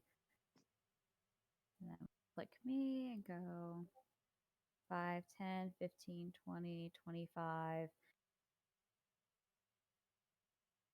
And I know it's not going to do anything, but let's just try it anyway. Where is it?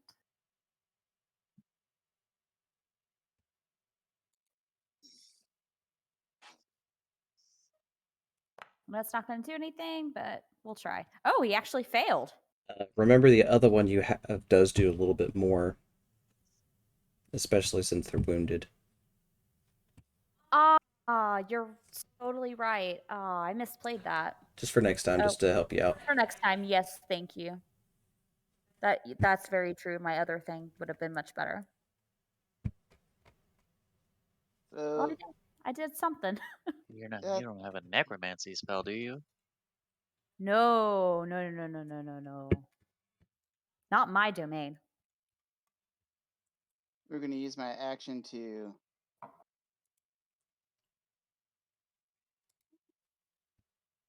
And we'll use another sorcery point for that. Yep. Then roll you 3 new dice. Okay. Another good roll. All right.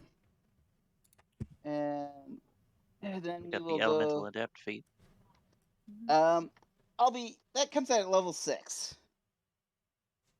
Oh, so you're multi-classed. No, at level 6, I get elemental affinity for certain things. 5, 10, 15, 20, 25. And I'm going to move. It won't let me move. Why is it not letting me move? So I'm assuming you're trying to move up Oh, there. nope. I understand why now. Gotcha. I Hitting a wall. No, I had it on distance measuring. Ah, that'll do it then. Yep. So I'll move up there and turn. Okay. So Droman, make you a death saving throw. Under utility. There you go. Got you a success at least on your first one. I was about to say, watch me get a crit success, so I stand back up and then get knocked right the fuck back down. Like, oh, this is I, a perpetual I'm situation. I'm familiar with that.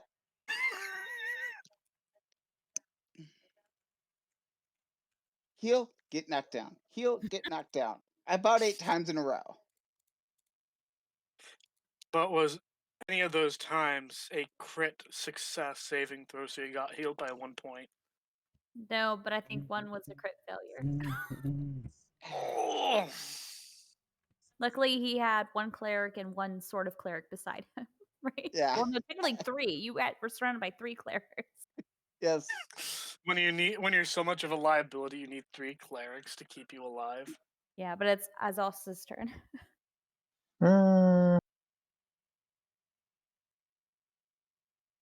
I did make sure your effects turned on for you. Thanks.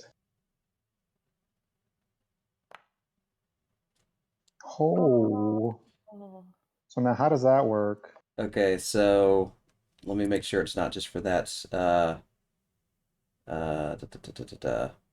So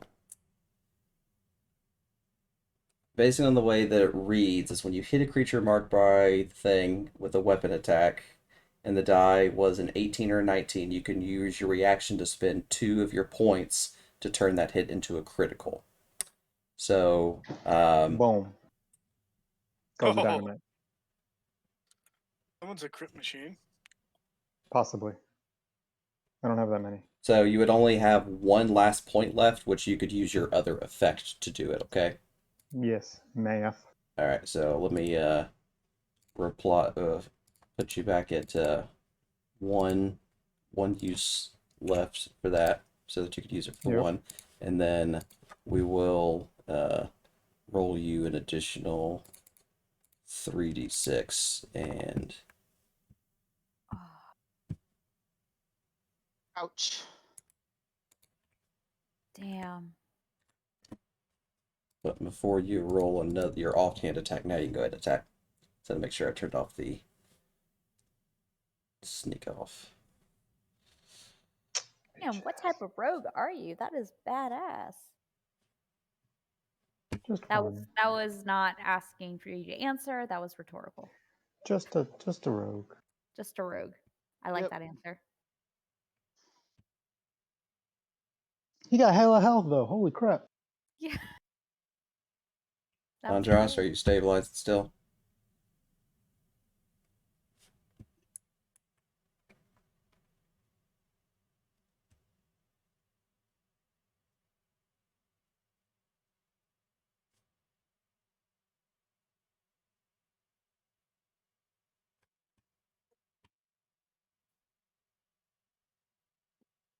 Zora?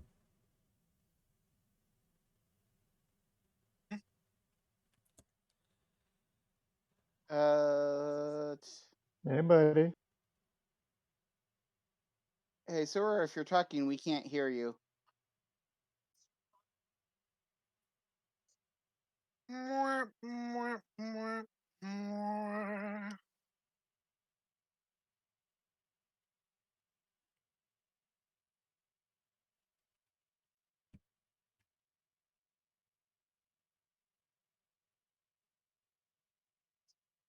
Hmm. Worst That's just case, I'll being move dumb. him for now, and if he gets back, we'll go back and see if he's going to do anything on his turn. Very odd. Shit. Did I miss anything? Oh, Yeah, it's your yeah. turn. You We didn't missed know. your No, turn. no one knew if you left. So, Oh, my bad. what were you going to do on your turn? Nothing. Okay.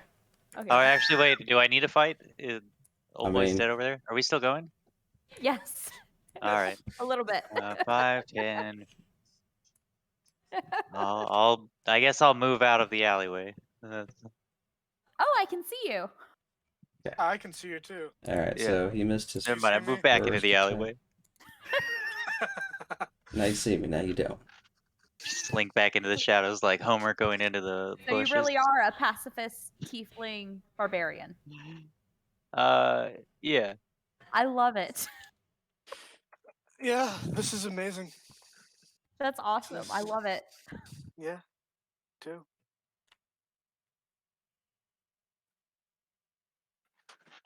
Oh, Oh, those dice are so pretty, though.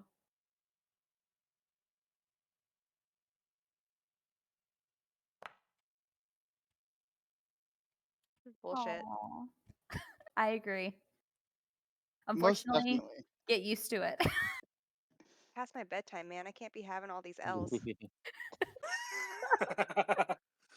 She's a hard worker. She needs her sleep. All right, so 5, 10, 15, 20, 25, 30. All right, so I don't misplay again. What is the distance on that one move? 60 feet.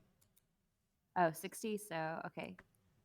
So 5, 10, 15, 20, 25, 30, 35, 40, 45. He is within 60 feet.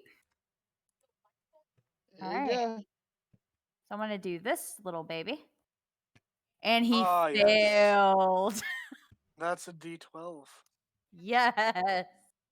Nice. And then I'm just going to move my thing 30 feet and I'm done. So 5, 10, 15, 20. Did it? Oh, yep. Dong it goes my- the bell. Is it my On turn? goes the bell. Yes. It is yours. Oh,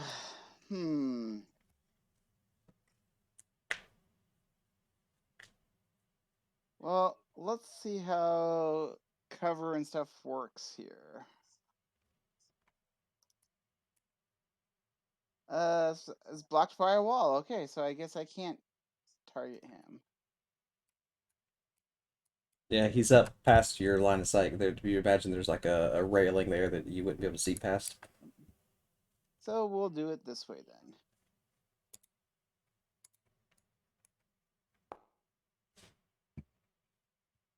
Aw. And then, since I can see things up this way, we will go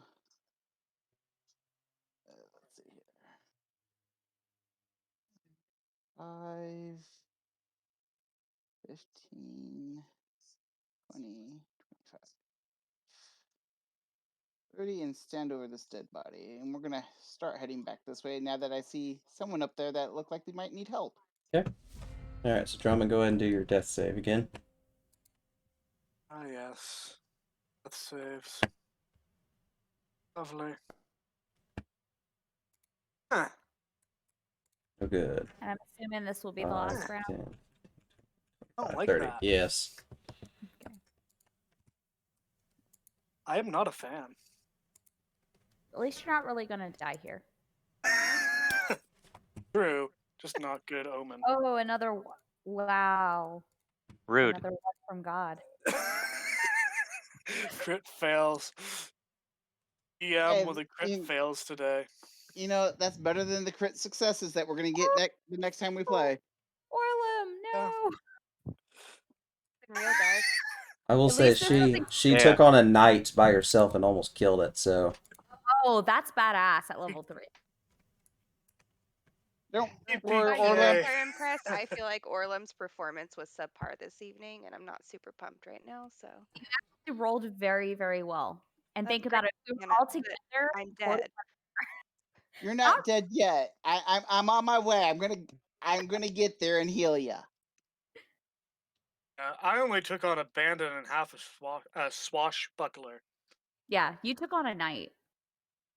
Can't believe this lady's attacking me. Super rude. Yeah, that's the lady who dropped me after, All right. interrupting my I'm fight. gonna Liv, you've been doing good. I'm- Oh, the barbarian is raging. we get a little angry. Oh, the pacifist is raging. You won't like me when I'm angry. Oh, it was almost nat 20. Oh, Oh, jeez. it rolled off from 20 to a 14. Oh, yes. Oh, jeez. There's this. You will not like him when he's angry. Damn. Blake, what if we're you gonna haven't do. watched that video, you need to watch that video I posted on YouTube from Bitch YouTube. slaps all around. Uh, Well, Hey, fuck. where'd you post it? I need to watch it. I posted it to the Discord. You just got to scroll up a little bit. Pacifist Barbarian, I see it. Yes, you have to watch it. That channel is Oh, awesome. One for All. I've seen Mhm. some other stuff. 2 people? God. Why is everybody down? Oh my You guys, God. you guys suck. What the fuck? Oh, gee, thanks. So Orlum, Yeah. you have a heads up display. So when you hover over, there's a tab called Utility, and then under Utility, there's the third option. It'll say Death Save. So you'll click that. I guess Go I through shouldn't that one have. more time. I always thought death saves were On the main, is it on the the main page? Constitution saving throws, essentially. No, because you don't get your I don't get a modifier. yeah. Every game that I've been in included the modifier. Hold on, guys. God, she needs you to explain it again. Yeah, I don't. Where can you go through that one more time? Yes. So you have a heads up display. So if you click on your character, you'll see some little tabs pop up in the left-hand corner. It'll say like inventory spells, feature skills, and anything like that. So the very last tab says utility, and then you just kind of hover over it, and then the third row it'll say death save. Cool. And you'll just click that once. All right, and then I get a pop up. Yep, and just say roll normal. Okay. Oof. Less than ideal, but hey, first time. Let's get some F's in chat. Yep. All right, so I'm gonna Like go. set the expectations low, and I can't get hurt 15. emotionally going into this. But All right. Bonus action.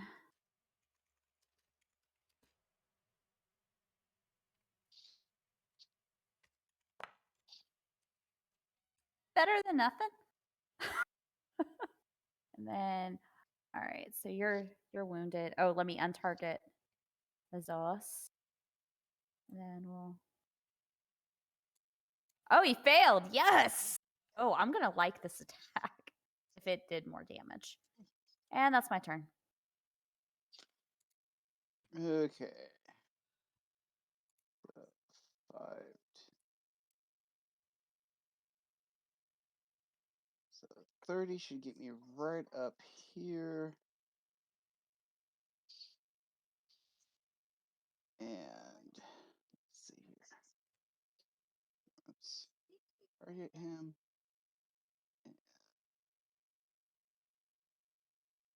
I still can't see him. Apparently, even though I can see his token. Yeah, it's the walls blocking it. Here, I'll do one of these numbers. Try it now.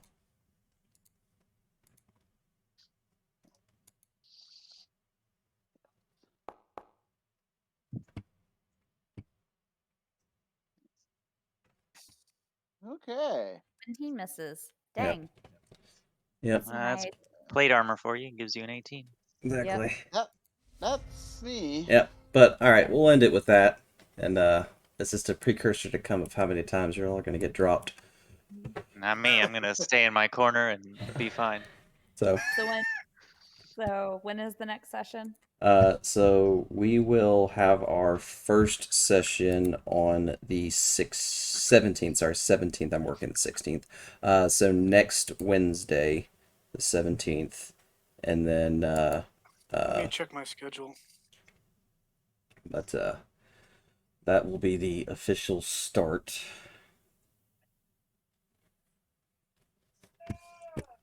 Alright, do we want to have our characters just meet up?